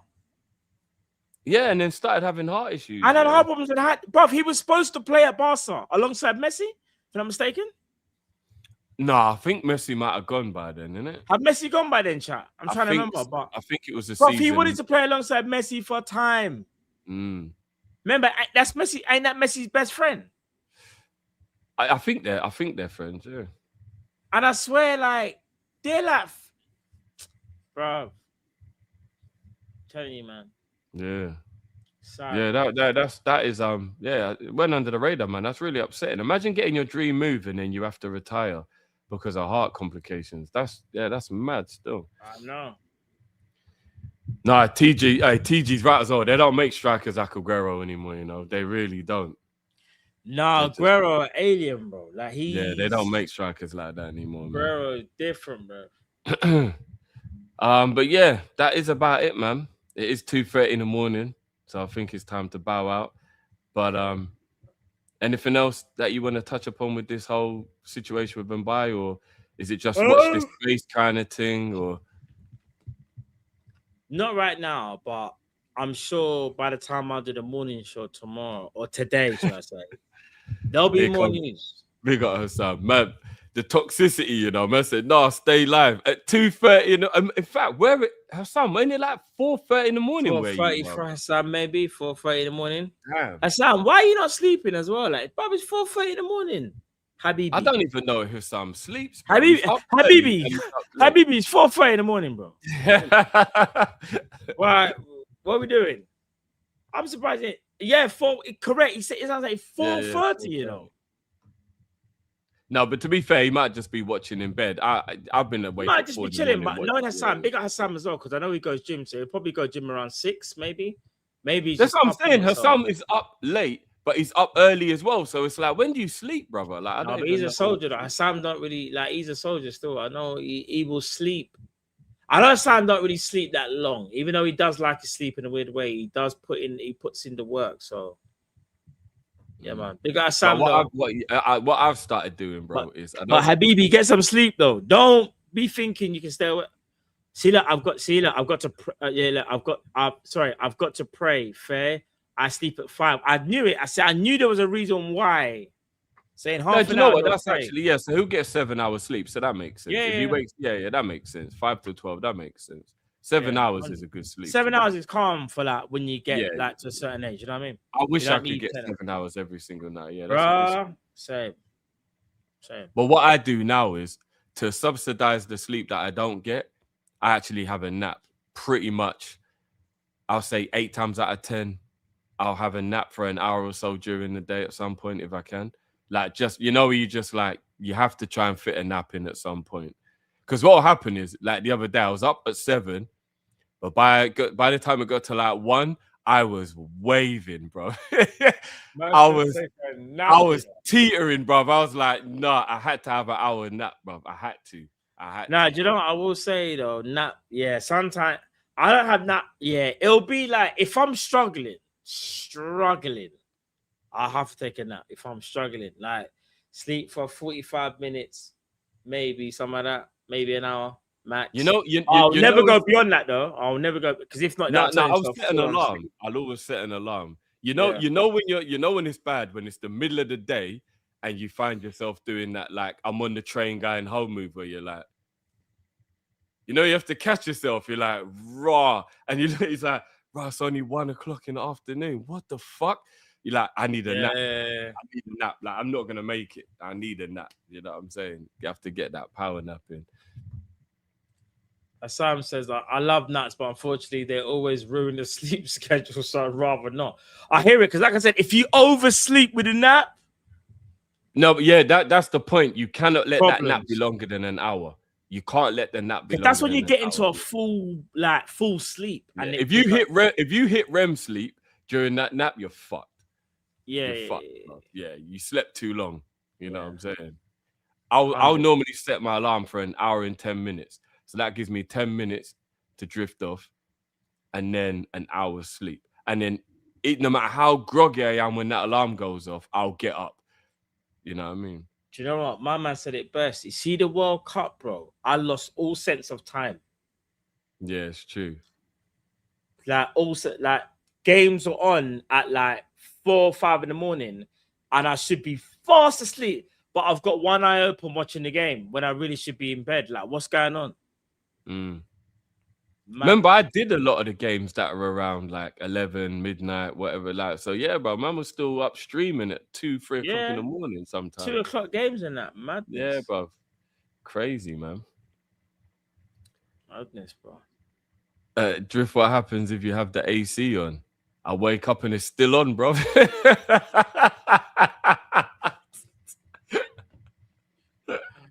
Drift don't mind about that, bro.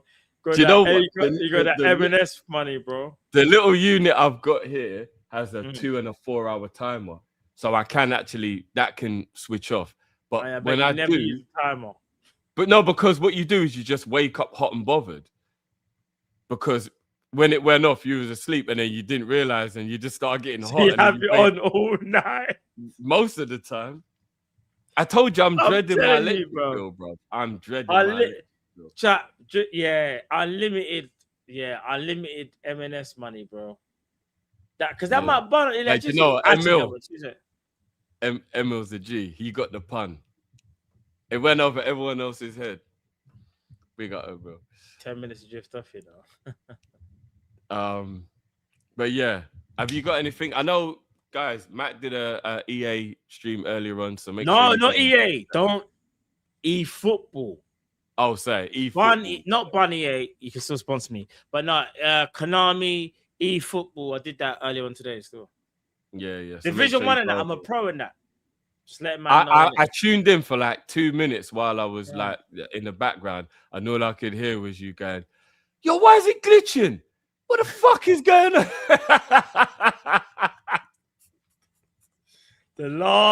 There was 2 My view was crashing out, bro. No, do you know why though? I'm in Division 1, and trust me, for people that know about eFootball, to get to Division 1, you have to be good in it. It's not a fluke thing. Man's in Division 1. I'm trying to get to top 1,000 in the UK, right? I'm trying to get to top 1,000, bro.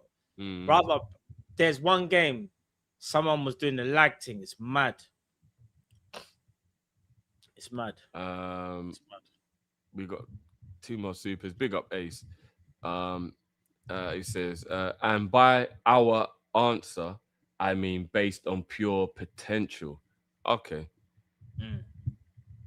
Because say that one came in after this one. Say, and by cuts inside, goes to the byline, beats defenders, shot power. Why keeper couldn't stop? Why keepers can't stop it in the near post is pure electricity. Our answer to Vinny. Let me ask you a question, bro. If you had the choice of any left winger in the world that doesn't have a price tag or any, like, there's no restriction on it, which left winger would you actually buy? Kvaratskhelia. Okay. Not Vinny. I think that's probably most people's answer. And I rate I think Vinny's cold, but Kvaratskhelia, bro. I'm telling you this now, and I'm so glad we had this conversation way before he was even linked to Arsenal, so people know I'm not doing some hating thing.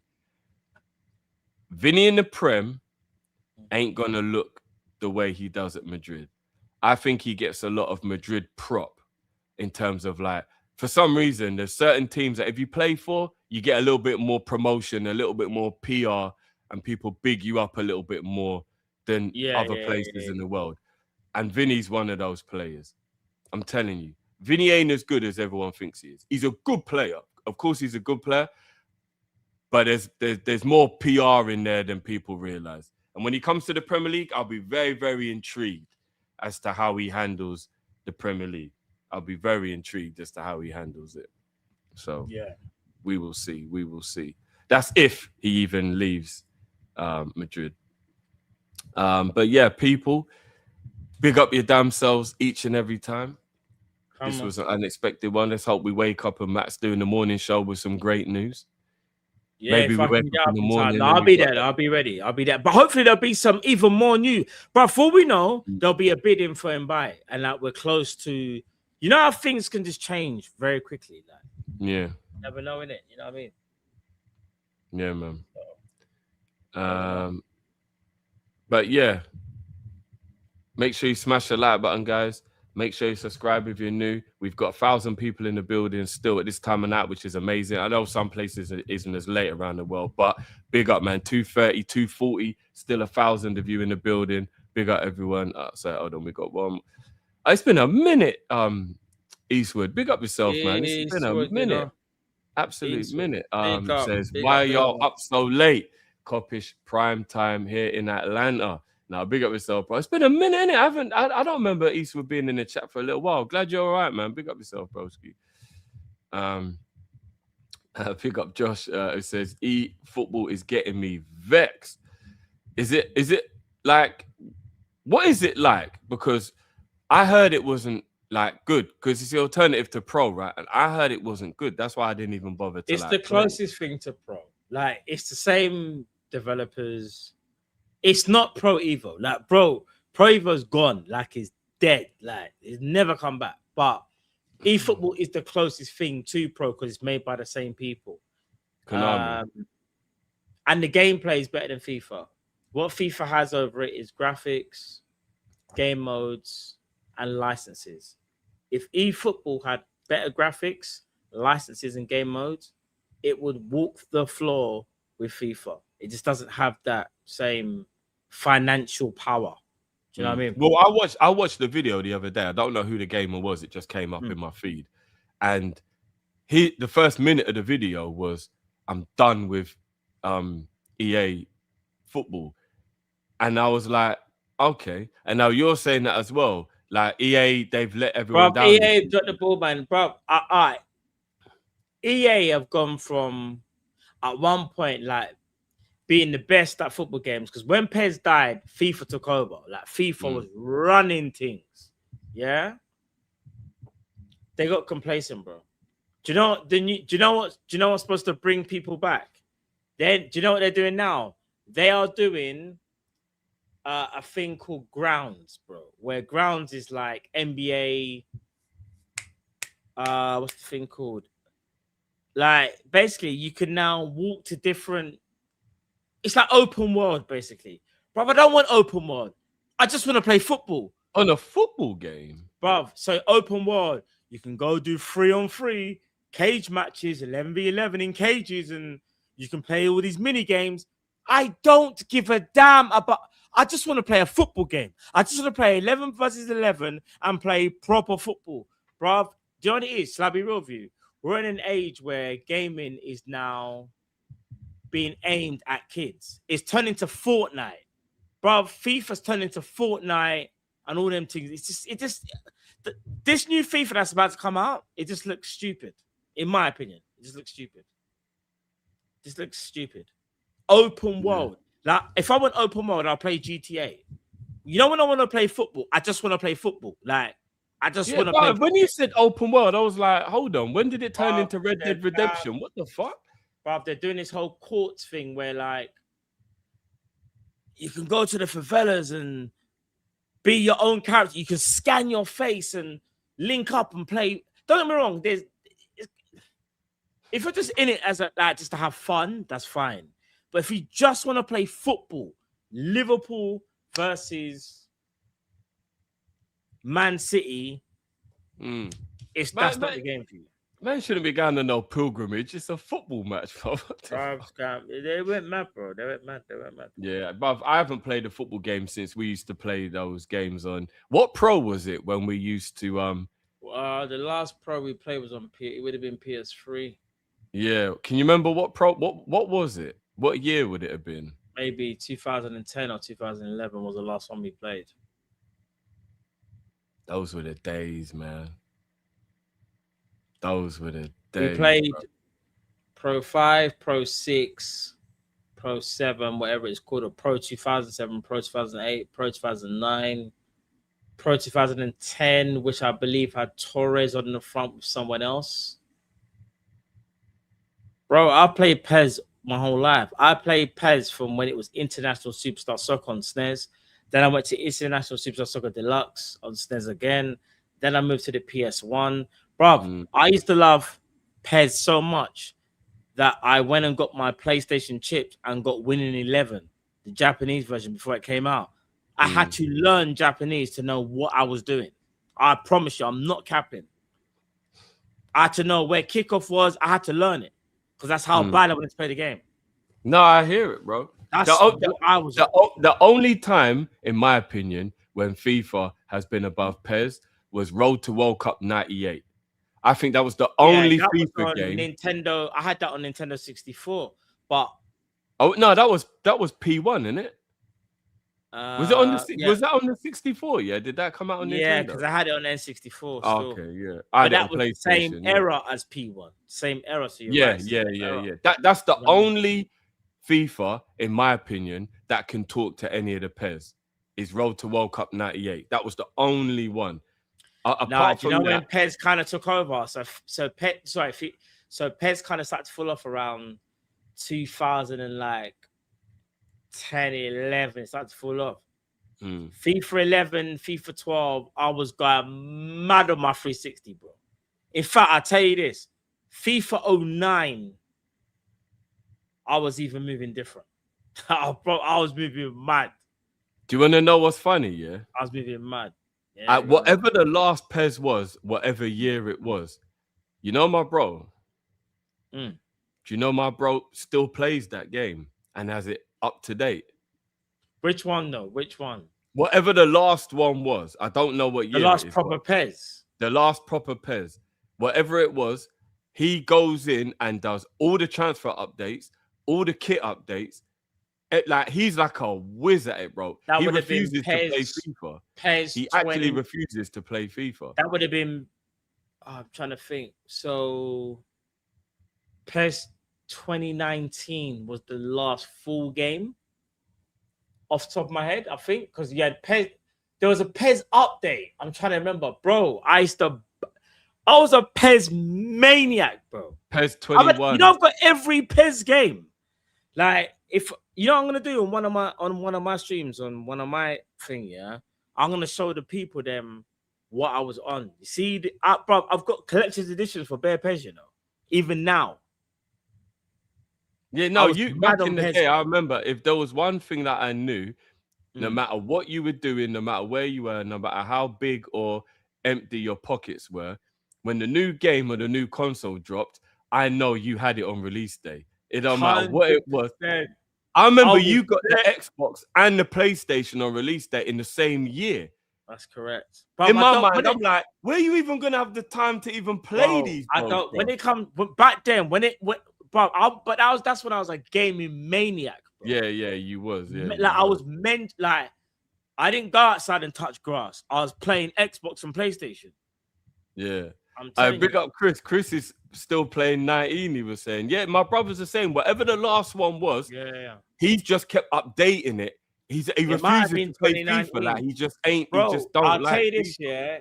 Yeah, I'm trying to think. What? This is how good my memory is. Yeah, 100%. 100%. PES 3 had Kalina on the front. PES 6 had Adriano. There was one with John Terry and Henri, I think, as well. That might have been PES. Shit. I can't remember. But, bro, I just remember PES. PES was life. I know, bro. Do you remember when? Because obviously you and me were PES partners when we used to do the tournaments. Do you remember when we used to have that technique with Risa, where it would be like you'll step up, you'll be on the thing and you do the little flick, and then I'll just clot it, bro. Top bins never fell. Oh. Giving us a free kick was like giving us a penalty, bro. It was mad. Remember, you always used to say, Matt, start overplaying, because like my vision on that game was mad. Don't get me wrong, I'd lose the ball times. Don't get me wrong. I can never say a lot of the time it will turn into I had to be the defender, you was the attacker. Yeah, I know. Here we go. I know. No, you didn't see my vision was on another level. You be like, Matt, how did you see me? You be like, Matt, I'm dead. Bro, I've seen you already. Yeah, remember the lofted through ball? Remember the L1 and triangle, lofted through ball? Come on, bro. Yeah. No, but I'm not gonna put you down. Like, we was a great partnership. We won bare tournaments. Like, we was a great. Big up Breezy as well, though, because Breezy was there as well, you know. Yeah, when it came up, because he joined, and then it was like, but we was a good partnership. But we used to kill. We won a lot of tournaments. I'll be real. We won a lot of tournaments. But I definitely know I had to do more defending, though. You're mad. I definitely. No, but remember, I was. And I carried the. If we're gonna do that, did I carry the attack then? Did I carry the attack? Yeah, no, I was gonna say you were better at attacking and I was better at defending. So naturally, I'm not gonna argue. I'm not gonna argue. I was gonna give you your credit for attacking. You was better. All I know is that when I saw you, you didn't even have to say, Matt, I'm there. I already knew you was there. Yeah. All right, bro. I'm reminiscing. There was some cold tournaments, man. I'm reminiscing now, bro. The tournaments were cold. Oh my, bro. We used to get home at 4 or 5 in the morning sometimes, bro. Guys, let me tell you that. Yeah, those are the days. We used to have tournament every Monday. Every Monday, there was about 10, 11 of us. Would you say 10, 11? There was usually 2 teams of 3 and 2 teams of 2. So that'd be 10 of us. About 10 of us, yeah. Sometimes there would be more, but roughly about 10 of us, yeah. Guys, I promise you. Every Monday, without fail, for about, let me think. So I joined in PES at the end of PES 5, and we followed through to about PES. We done PES 6, we done PES 2017 or whatever it was. So for about 3 years, 2 years. You, me, Breezy, Gaz, Greg. Andy side, Dev, my brother. Yeah. Cleve. Am I missing someone? No, I don't think so. No, I don't think so. So yeah, 10. Occasionally, Anthony would come. Yeah. So but basically core 10. Minimum 10, sometimes 11 or 12. Yeah. Base lads. Yeah. Guys, let me tell you how serious this tournament was. We used to link up every single flipping Monday around 9 p.m., but we're supposed to get there for 8. But we got there for 9. In fact, you know, should we save it actually? Should we save the story for another day? Because do you know what? Yeah, real talk. We'll save it for another day because there's so much stuff that I want that we can speak about. Like, do you know what I mean? Yeah, and I know you weren't there for this tournament. There was a tournament that we had. Yeah, that was before I joined. That was before I Yeah. And I remember me and Breezy was a partnership, and it was against Anthony and my brother. Yeah. I heard about this. And I remember they scored a goal in the 90th minute to win the tournament. Yeah. Both jumped up, did a knee slide in the middle of the room. And it was a cold knee slide, I'm not even going to lie, because my brother span around. So he did the knee slide, span around. Like, and he jumped on, like, you know, like that part on the top. The celebration was going mad. All of a sudden, the offside flag went up. I know. Bro, the way and then obviously they had to get back to focus. Me and Breezy went up the other end. I smashed one in the top bins. That's what I'm saying, bro. Pez, correct the scenes, bro. Those are memories man will never ever be able to relive. Ever. Yeah. Pez crazy. Pez is different. It's different, like. Yeah, you can't replicate. And obviously, we was a lot younger where we didn't have any responsibility, so we could be up until 4:00 in the morning playing Pez. Do you know what I mean? Like, we was young. It was every easy. Monday 9 till 3 to 4 a.m. Yeah, I don't think man them really understand what happened, bro. I'll save it for another day. I could even tell you the story of where. How about this, Jay? Think about where we even played the game. What we played the game on. Yep. It weren't some Anyway, we'll save it for another day. Well, yeah. Save it for another day, man. We was doing it proper, man. No TVs, man. We're projecting this thing. No TVs. Used a projector, guys. No TVs out here, bro. It must have been about 100-inch, maybe like whatever it was. Yeah, no. Do you know, bro? I'm actually getting really sad because it's making me realize that I'll never be able to have that much joy in my life again. That was peak gaming. That was peak gaming, bro. Yeah, bro. I'll never be able to have that much joy in my life ever again. Man would look. Imagine it would finish, yeah. And man would be thinking, I can't wait till next Monday. Like, bro, it would like because it was like an event vibes. It was we're getting food before every man link up. In fact, I don't want to spoil. Do you know what? I don't want to spoil the whole.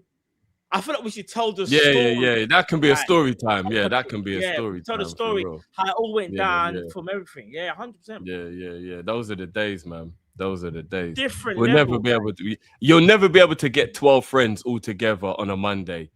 Yeah. At our age, like that. Just like that every Monday. Yeah, it don't matter if you had flu.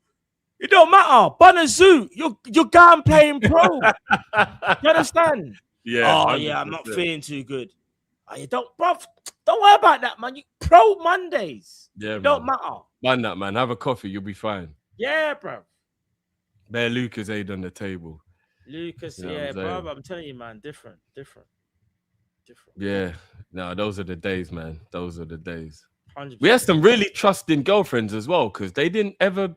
They knew where we were. When I think about it now, telling your missus you're going to play a video game at 9 p.m. every Monday, and they're coming back at 4 o'clock, 5 a.m. and you're creeping into the bed.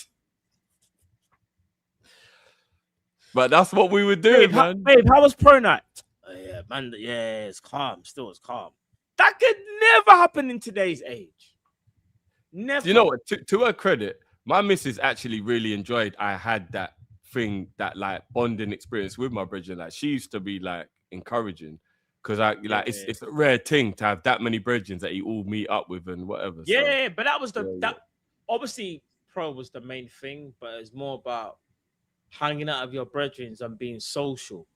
Do you know what I mean? Like, and it didn't cost money, like that. Like, do you get what I'm saying? Like, it was just meet up with your brethren and you're playing computer, everyone vibing. Like it was, bro. It was just, yeah, man. It was life, bro. It was life. Yeah, man. It was life. It was good, man. Can't even lie. Those were the days, man. Those were the days. Trust. Well, on that note, let's end on that happy note. People, it's been a pleasure. Big up yourselves. Still nearly 1,000 even in the building this time of night, man. Appreciate you. How many likes as well, bro? Like I know it's like 700. How many likes are we? Let me check. Let me see. Yeah. Oh, let me down, chat. How many likes are we on? We had over 1,000 at one point. I know that for sure. Only 330 likes, guys. What? Only 330 likes, guys. What's going on? What's going on, man? Yeah, you lot me a bit mad. I can't lie, bro. All you this gotta do has is got to be up to like. 1,000 likes. Like All you by gotta do the is smash a like. That's by it. the time I do morning show, this has to be 1,000 likes. Like has to be, bro. Come on, you lot, man. Come on, guys. What's going on? Mad. Come on, guys. But anyway, big up your damn selves, everyone. Matt will be back with a morning show, and then we may have some more stuff for you as well. Big up Cal as well. Obviously, it's his birthday. In fact, you know what? I'm dropping the birthday. Let's drop the birthday celebration for our brother, bro. Having his birthday today. Absolute blessing. Spoke to him today. He's having a good day. Was out with a missus. Big up Cal, man. Here's for big up Cal every time. Birthday, man. More life, more blessings. More blessings. Come on.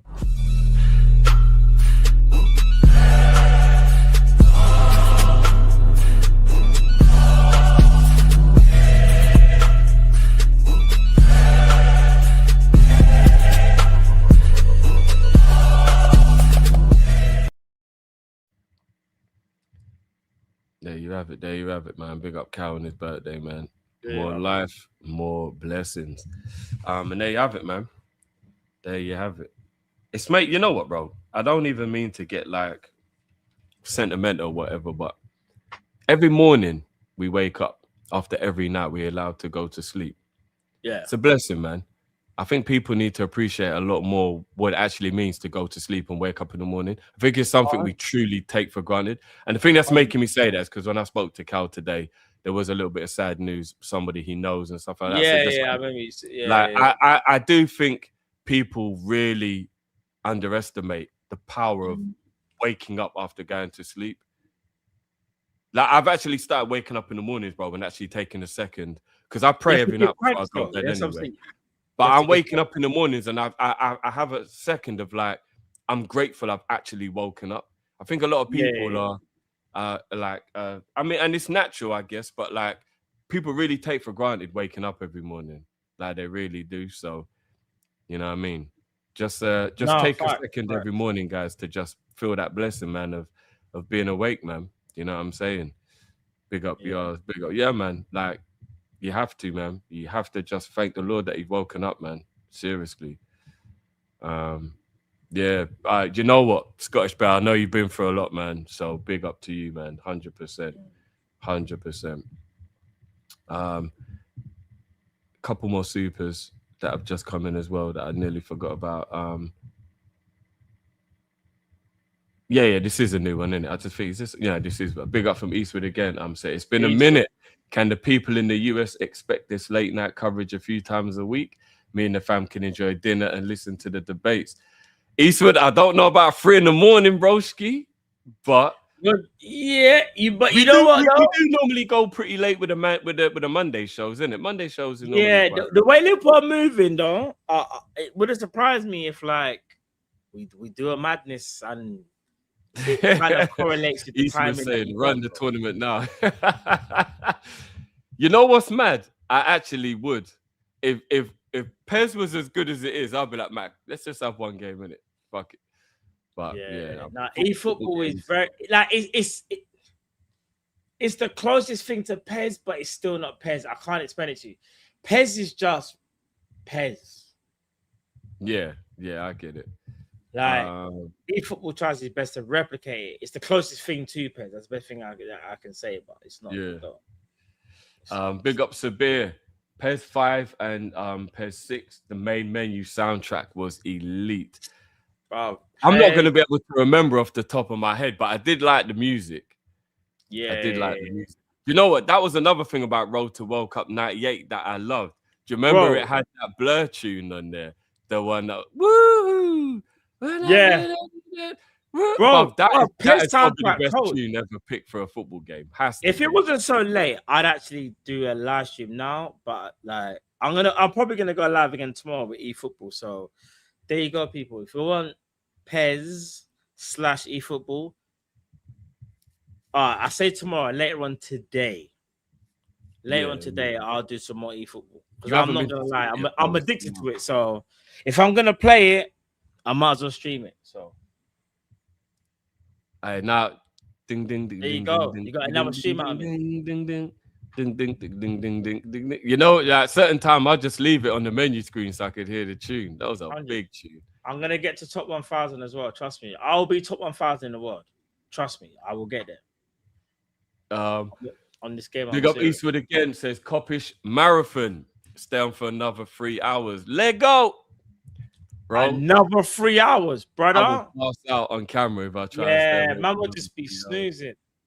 Even though I had a nap in the middle of the day today. I'll be snoozing. I can't even lie. I'll be fronting and saying I'm not gonna snooze or something. I'll be done, fam. I'll be done. Yeah, I might have to try the eFootball thing because it is free, right? Yeah, it's free. It's free. eFootball's free. Can you get it on PC or is it only a PlayStation thing? No, you got a PC. Yeah, I might give it a little try. See what I go. 100%, bro. See what like, man. 100. 365 guys. We only got 30 likes since the last time. Might be careful. You don't want to run into Indominator in Division. I know about Indominator. I know about Nick RTFM. I know about Inception. I'm waiting to play them guys. Them guys are not ready for me, bro. I'm just letting you know, innit? Bro. That's all good though. Don't get twisted. They're all good, but I fancy my chances. How about this year? Yars, this is for Yars because Yars might know about this person. Yars, you know who Pez Sepp is? If you know about Pez, I think his name is Pez Sepp. Pez Sepp. I played him back in the day on Pez, and he's a streamer or whatever. I've beaten him a few times, you know, and he's sick at the game. That's how you know I'm serious at PES, bro. Let man know in it. Do you know one thing I don't like about like real competitive gaming, Matt? Is people don't even really play the game for playing game's sake when you get to certain levels. They're like Street Fighter, for example. Win at that point. You play to win. Not even just that, bro. Like yeah. Take Street Fighter, for example. You know, when it gets to that point where people actually win tournaments or whatever, they're fighting in frames. They're not even fighting normal anymore. Like it's all about maths at that point. Like, do you get what I mean? Like, where's the fun in that? You get a frame count if you get to a certain level on Street Fighter. This is what I'm saying. Like, where's the fun in that? There's no fun anymore. Now it's a maths thing. Like, do you get what I mean? Like, I don't know. Getting to that level, I don't think you're a gamer anymore. You're like, it's different. It ain't gaming anymore. Do you get what I'm saying? So, I don't know about all that, man. What I will know is if I'm like the drunken master on Street Fighter, you get me a little wave, I'm whooping everyone's ass, bro. Everyone. Who's your go-to character? Ken, innit? Nah, Ryu. Oh, Ryu, okay. Yeah. Ken's an imposter, man. I'm not gonna lie, Ken's not an imposter. If you know how to use Ken correctly. No, I'm not saying he's not a good character. I'm just saying he's an imposter, man. Nah, Ken can move to Ryu, bro. Trust me. It's all about Ryu, man. Remember, Ken's faster. Ryu's just stronger. But if you know how to use Ken properly, you can move to Ryu. But it's advantages and disadvantages. You got to know how to use the character, though. Yeah. Ryu is arguably the greatest beat-em-up character ever invented. Arguably.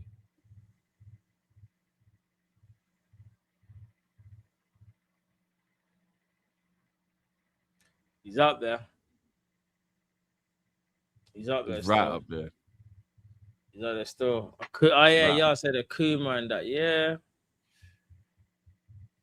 I like Akuma, but nah, Ryu, man. Because remember, it's about how they look as well, and Ryu's just cool, innit? Like Akuma's a nutter. He looks like a psychopath. Akuma is a mental case. Yeah, do you know what I'm saying? Like He mashed up their teacher. Akuma's forbidden. Like he's weird. yeah, he's a yeah. man. So You know what I mean? Nah, Ryu, man. And if it ain't Ryu, then it's Sub-Zero. Those are the two best beat 'em up characters ever invented, in my opinion, anyway. I was more Liu Kang. Sub-Zero cold though. Scorpion. And when I was a kid, Sub-Zero was the one whose powers I wanted. You know, when you're young, you always like, oh, if I could be like, I always wanted to be like Sub-Zero. Like, I don't know why, but the idea of being able to just freeze everything was just the coolest thing. I like the idea of Scorpion, you know what I'm saying? Because it's like fire, in it. I know, but it felt a little bit devilish. Scorpion's cold, bro. You know what I mean? Man came back from hell, bro, and started setting man on fire. It's a bit devilish, bro.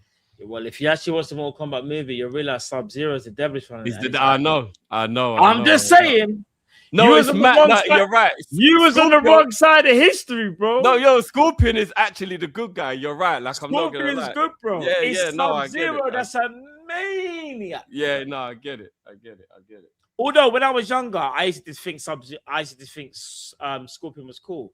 I wasn't really thinking about it like I just more like, fire. Like the whole fire and ice thing was intriguing, innit? Yeah. I did like the fact that Scorpion could teleport. Don't get me wrong, Scorpion is a bad boy character as well. Don't get twisted. I even like Thingy. What's his name? Mortal Kombat. Shit. Raiden. Electricity. Yeah. Raiden was cold. Bruv, do you know how long I thought he said Tiger Lemonade? Hold on, wait, what?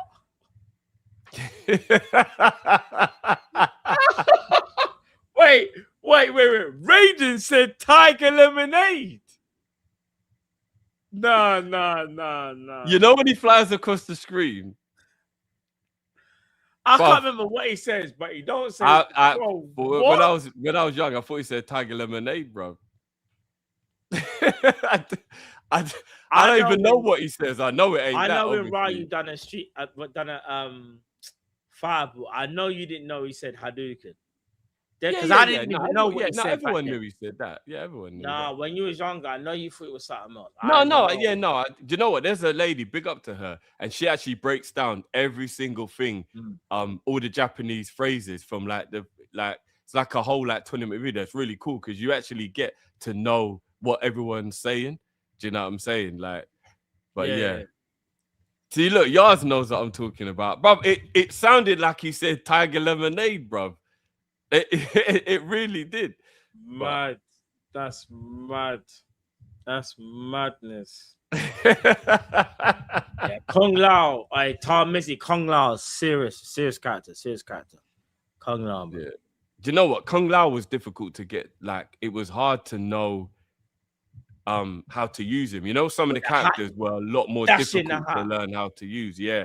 Kung Lao was one of those. Like, for example, I don't know how anyone could use Guile, because to have to hold it down for 2 seconds to press up and kick to do the moon kick, you ain't got no time to do that during the fight. No, but Guile was a good counter fighter. If you know how to use Guile, can counter fight. Because no, but I'm just how give me an example. You're attacking me. I'm holding diagonally down. Yeah, so you're giving me the low kick diagonally down. Soon as you try and attack me or jump above me, you switch from diagonally down to holding down to up and then kick. Bro, you got Guile was the perfect counter fighter. But I don't have the patience though. I don't have the patience to play like a guy like that though. Yeah, that's what I'm saying. Guile was actually really difficult to actually play. Like, it was like he's a technical fighter. Yeah, Bob. How about this year?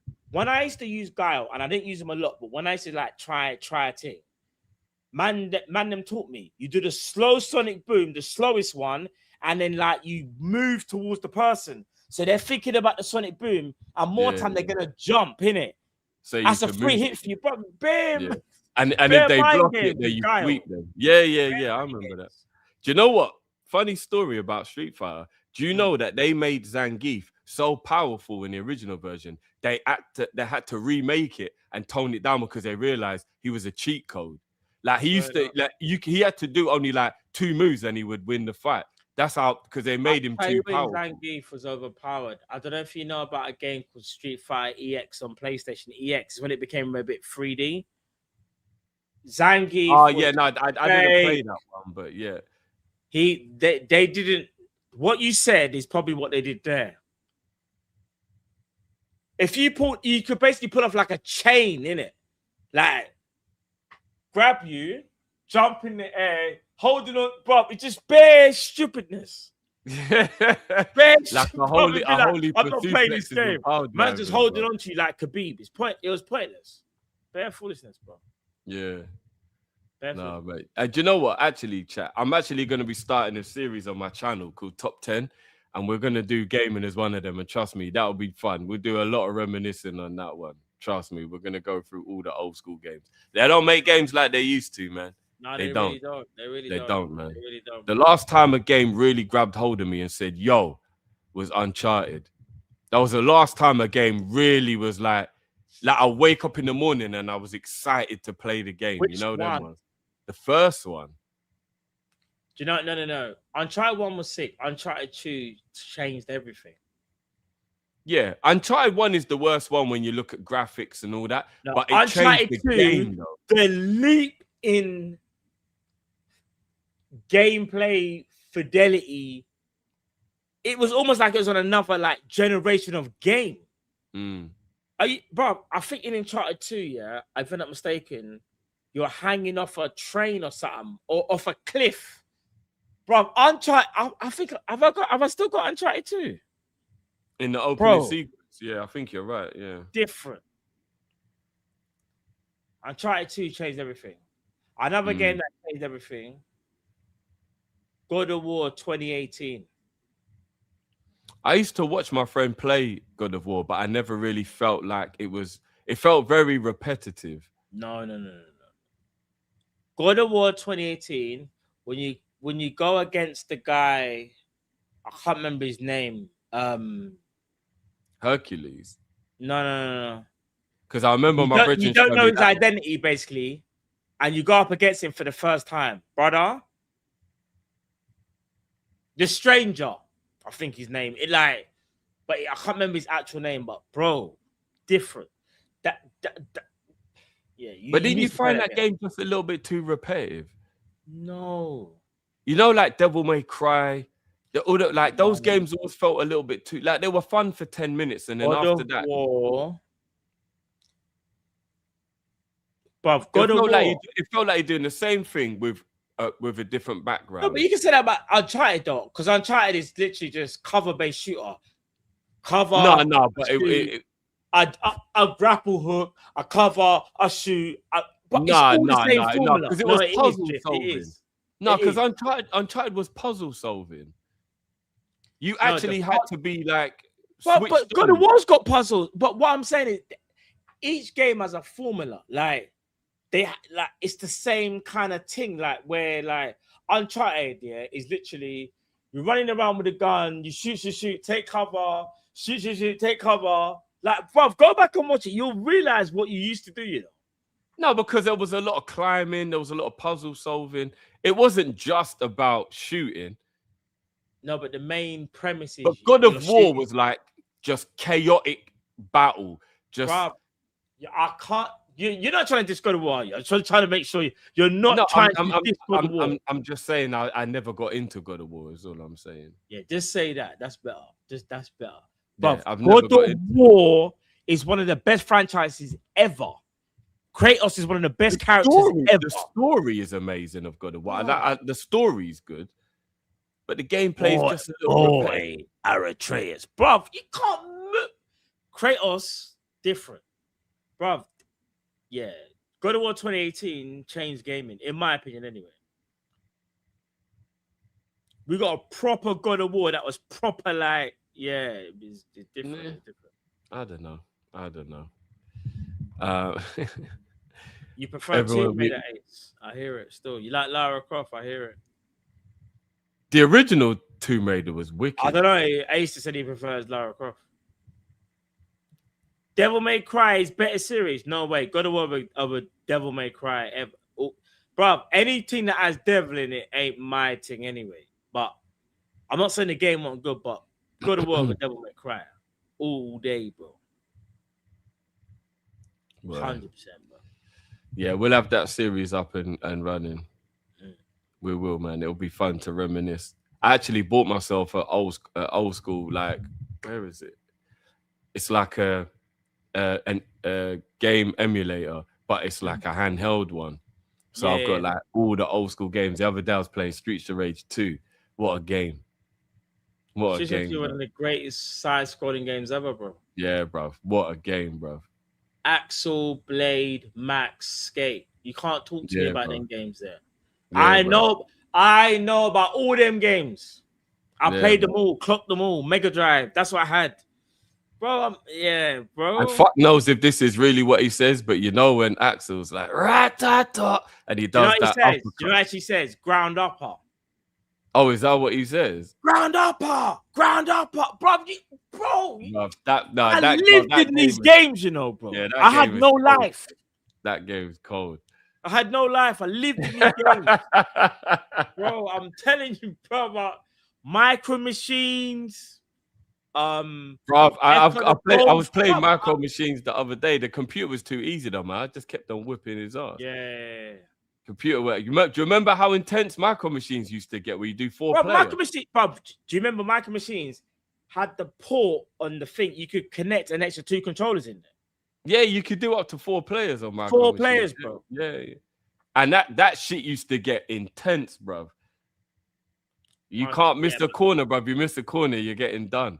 I'm just trying to think of like some of the best Mega Drive games ever. Like ever. Streets Race 2 was the best Streets Race out of all of them, number 2. Shinobi. Oh my gosh. Wait. Sonic 2. Sonic. There's one. Skitchin. Skitchin was cold. Shit, what was another bad boy game on Mega Drive? There was loads of them, bro. There's so many, bro. What was the motorbike game? What was that game called again? Oh my days, Desert Strike. I remember Desert Strike. The motorbike game, though. Guys, what was the motorbike game where you used to kick each other off the bike and shit? I know the game you're talking about. I just can't remember the flipping name. Matt, you know about tell us tournament fire. Come on, my bro. You know. Yeah, that was a bad boy game. That was on SNES as well. That Road Rash. That's Road Rash. How can man forget the name? Road Rash, bro. Cold. Road Rash Different was cold. game, bro. Yeah, the Mega Drive had it, man. The Mega Drive had it. Mega Drive was one of the sickest back in the day systems, bro. We'll definitely have some fun with that series, man. Because when we started doing Golden Axe as well. Oh my! Soul Calibur was, but Soul Calibur was PlayStation 1, right? Soul Calibur was Dreamcast, if I remember correctly. I never had a Dreamcast. I had a Dreamcast. I had a Dreamcast and it was chipped, different. My brethren had a Dreamcast. What was that football game on the Dreamcast? That game was cold. Where you could put your own name in it. Not Adidas Power Soccer. No, that was P1. On Dreamcast. There was that football game on Dreamcast. What was the name of it? Was it like Virtual Striker or something like that? Virtual Soccer. Virtual Soccer. That was a bad boy game. Virtual Soccer. Yeah, but you know Dreamcast, yeah? Dreamcast is actually one of the most underrated consoles of all time. Crazy Taxi, Ready to Rumble, Shenmue, Power Stone. Shenmue, that was like one of the first kind of open world games, isn't it? Shenmue was different. Jet Set Radio. Bro, I can't tell you the amount of... Bro, I've had every console you can think of. Bro, my life was gaming. Like, there's so many games that I could. I think I read that the Dreamcast was like too expensive.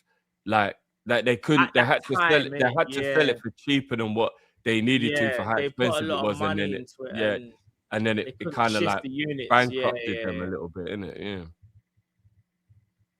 No, But for real. hey, do you know what? Simpsons, yeah, Bart's Nightmare, one of the hardest games ever made, hands down, bro.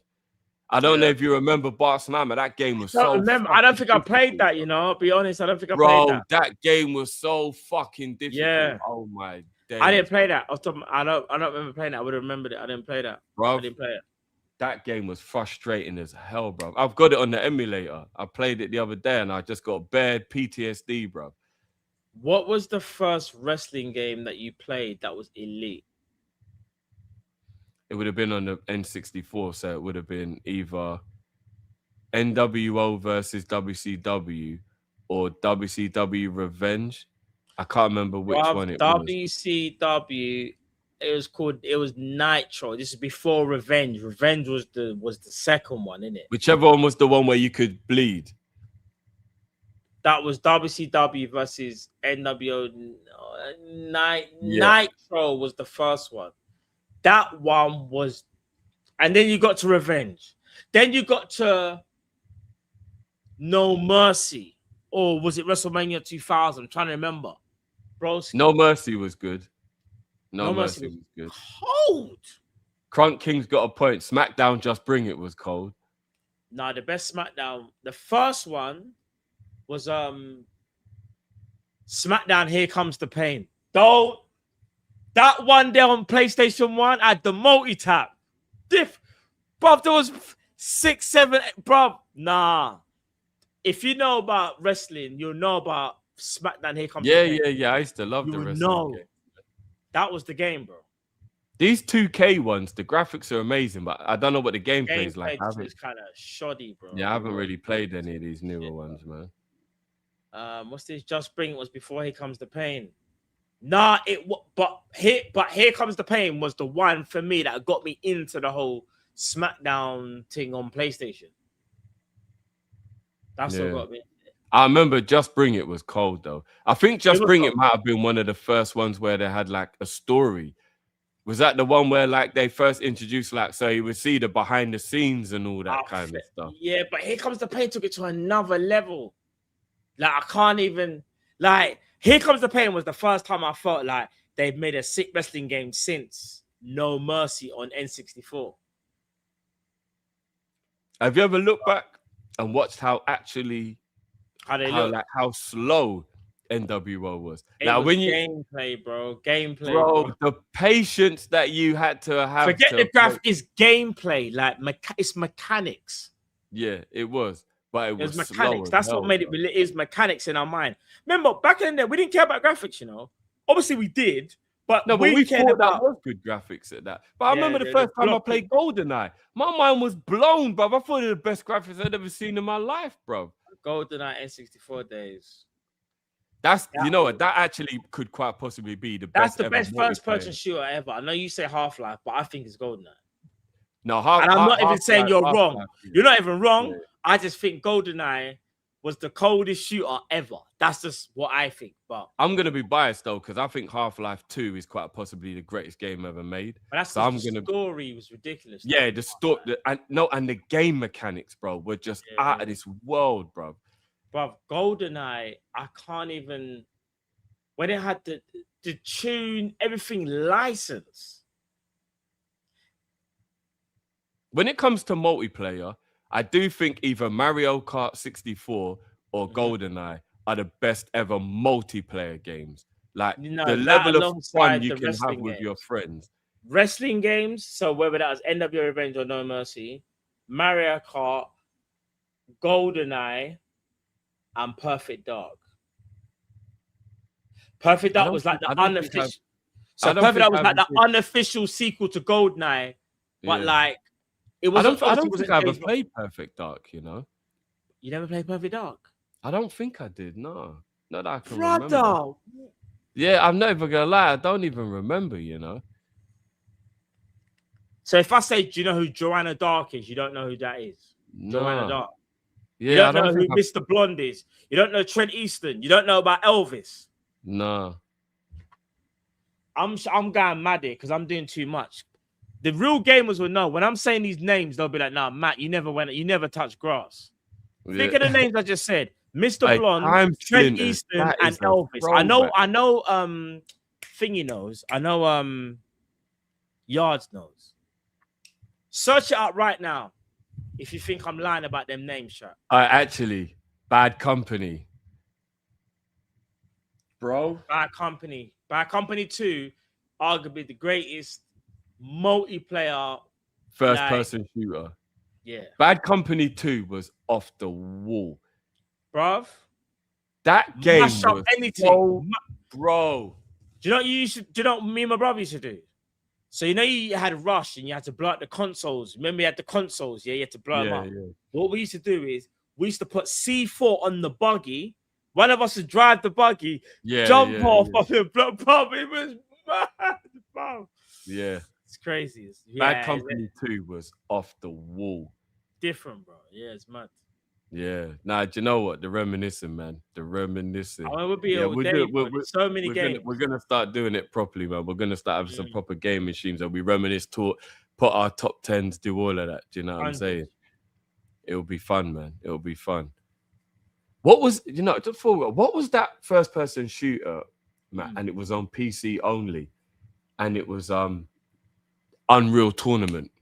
Unreal Tournament, yeah. So you had Doom, Unreal Tournament. I had both of them, and then you had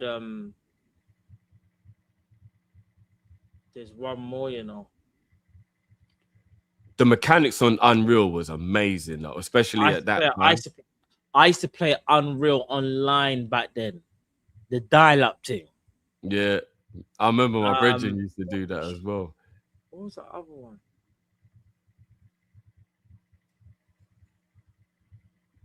Chat, what was the other one? It might have been Quake. You know. Quake, Unreal, and Doom. But my first ever first-person shooter was Doom, though. That's my first ever first-person shooter. Yeah. I think that was most people's. Yeah. How about especially like older generation, yeah. Do you remember a magazine called PC Gamer? Yeah.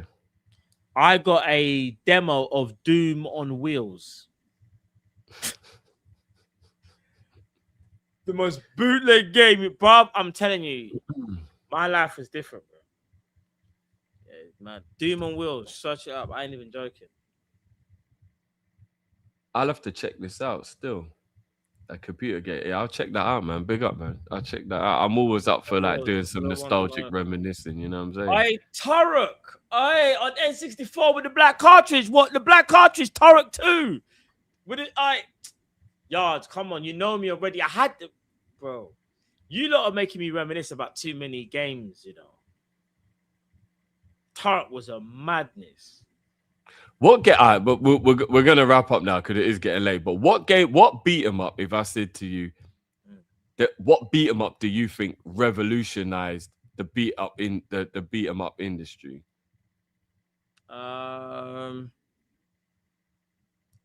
2D was Street Fighter, 3D was Tekken. In my opinion, to revolutionize, I guess. And what game? Because I think Street Fighter. I think it is Street Fighter. Street Fighter 2. I think Street Fighter 2 is the one that revolutionized beat 'em ups. Yeah, with Mbaye and Sagat when they kind of joined Street Fighter 2. Which game would you say made the biggest impact in terms of like just shock factor and like shock factor? Yeah, and like like just making you want to go back to the arcade. Maybe Mortal Kombat, you know. It probably is, isn't it? I know Street Fighter was there before, but when Mortal Kombat came out and you had the 3D models and it kind of looked like it was real. You know, back in our minds, it looked real, innit? Well, it did. They did use real people. I've never seen graphics like that, you know. Liu Kang, Sub-Zero, Scorpion. Bro, all of that.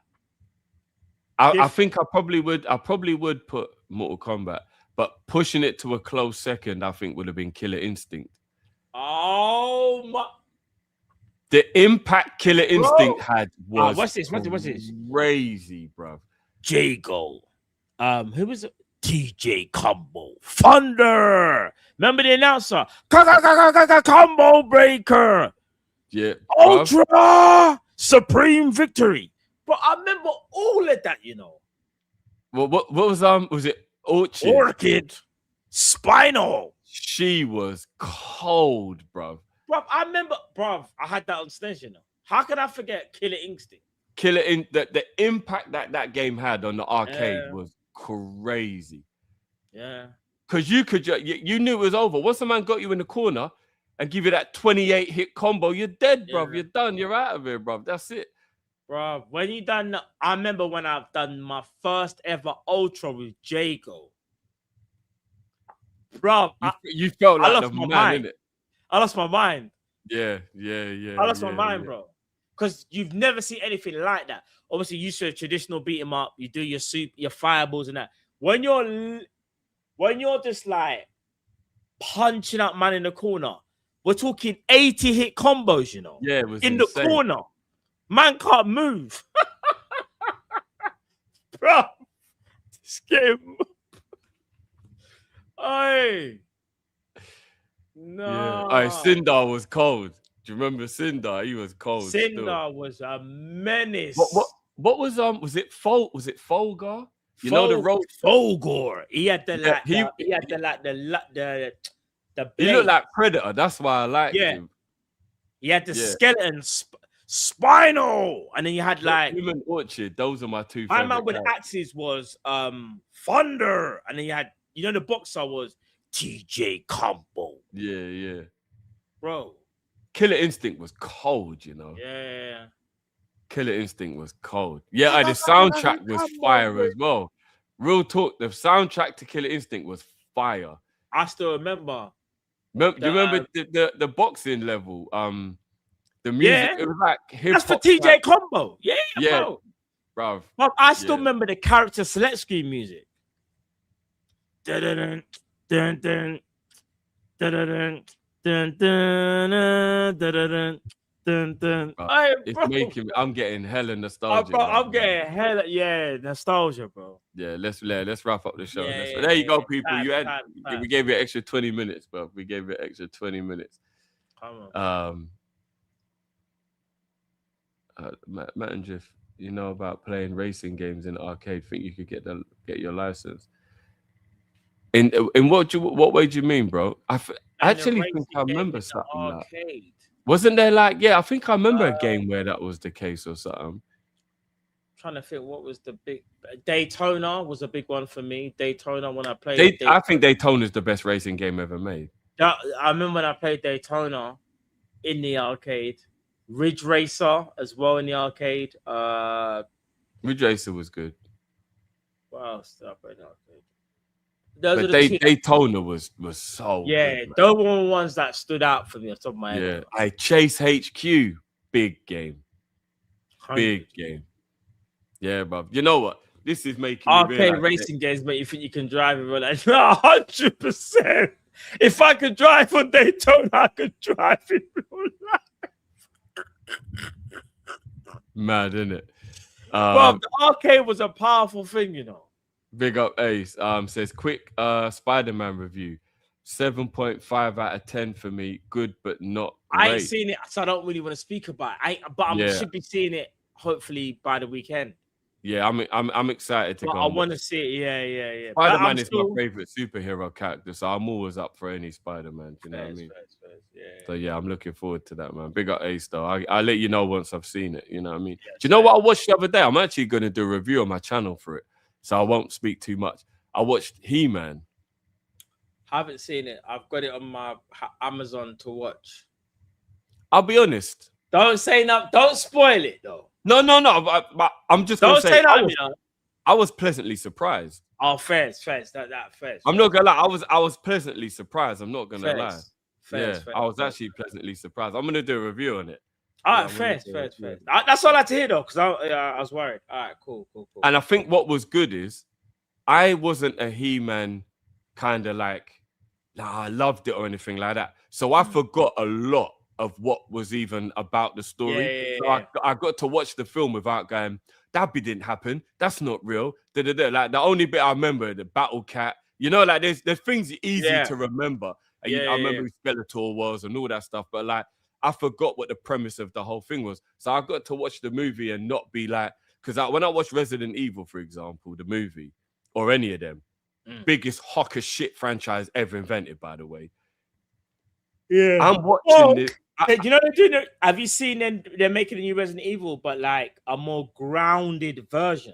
Bro, it looks like a proper horror movie. It looks, bro. It looks mad, bro.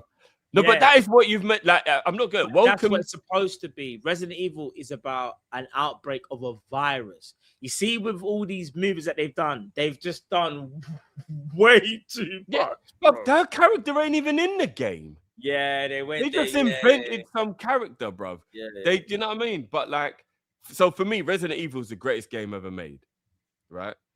So when I'm watching the movie, so not agree enough time, but we obviously agree. So when I'm watching the movie, all I'm doing is comparing it to the game. The only Resident Evil film that actually came close to giving me that feeling is Welcome to Raccoon City.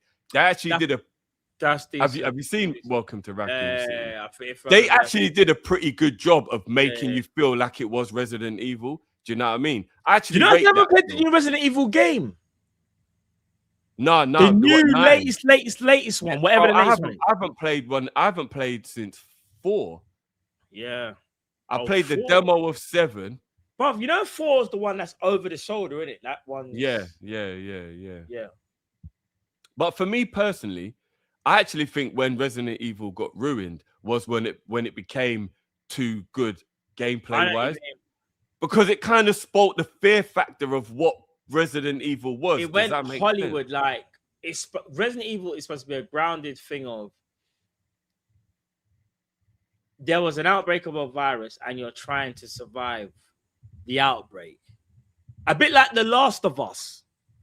If that makes sense. Make it that's why The Last of Us series has done well, because it was grounded. It wasn't it wasn't just bare foolishness, like just like, do you know what I mean? It wasn't Hollywood. It was like it was grounded. That's the thing. You have to make these things grounded and personable to the point where when you're watching these movies, you think you're the character, or you can imagine yourself, what would I do in this situation? So the new one for the new trailer, bro, it just looks like a normal guy, and he's wherever he is, and he's just seeing some mad outbreak. That's what it's supposed to be like. Loneliness. Bro, I wish I could be a director, because I reckon I could direct a film like Resident Evil, or how it should be portrayed. Forget glitz and glamour. You just have the one man, you're seeing through his eyes, and he's got to get from A to B. There's been an outbreak. That's all you got to do, get from A to B. That's all you got to do. And you'll encounter things on his way. Hasn't got to be helicopters and all these, just going bare madness. Just make it simple. I'm telling you. No, it's true. No, I agree. And that was the reason why Welcome to Raccoon City felt like Resident Evil, because they were in the mansion. It felt crazy. They were in the police station. It felt crazy. Do you get what I mean? Like everything about Welcome to Raccoon City felt like the game. So even though it wasn't the most amazing film, I liked that it was close to the game, and I watched it and it made me feel like the game. Do you get what I'm saying?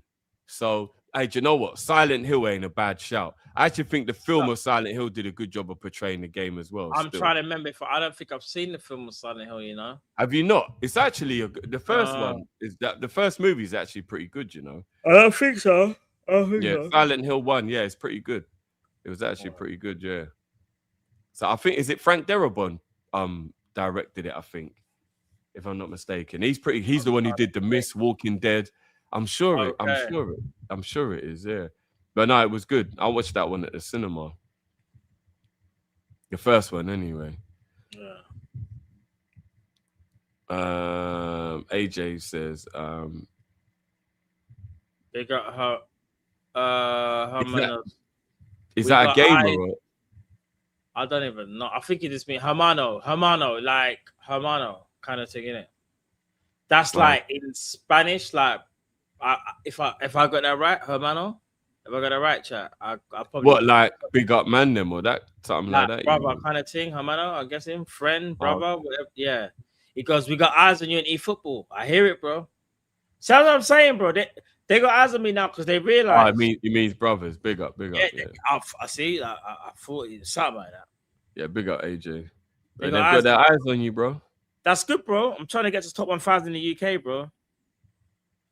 I'm trying to think still. Trying it. Tune in, bro. Yeah. Should be later on today. I should do that actually later on today. Yeah, we'll and at least I know that the chat will definitely be up for the conversation we'll be having when we reminisce about all the old school games and stuff. Because there's just too many. There's too many, bro. There's too many to even, you know what I mean? But like I said, for me personally, I think it's Resident Evil, best game ever made. Half-Life 2, close second. Those games there changed my life. Unbelievable. The moment that dog jumps through the window and scares the shit out of you, I said, yo, this game's on a whole nother level. I'll tell you a game that's very, very underrated. And I don't know if you've heard of it. Came out on Xbox 360. Have you heard of a game called Sleeping Dogs? I haven't played it, but I've heard of it. Play it. Get on PC. I think my brother had that. I think is it based in Japan? What I'm talking about. I bet Yards will say, Matt, what? Just what? Is it based in Japan? Yeah, it's like GTA, but like in Hong Kong. My brother had it. Yeah, my brother. Yeah, my brother had cold game, bro. Yeah, my brother had that. If you know, you know. Yeah. Very underrated game, bro. Yeah, my brother had that. Yeah, but people, big up yourselves, man. We could be here all night, but it's time to go sleep. Let's see. Let's hope we get Mbaye in it. That's what we're originally here for. Let's hope we get it done. Bro, is it right? It's nearly 4 o'clock in the morning. I know, bro.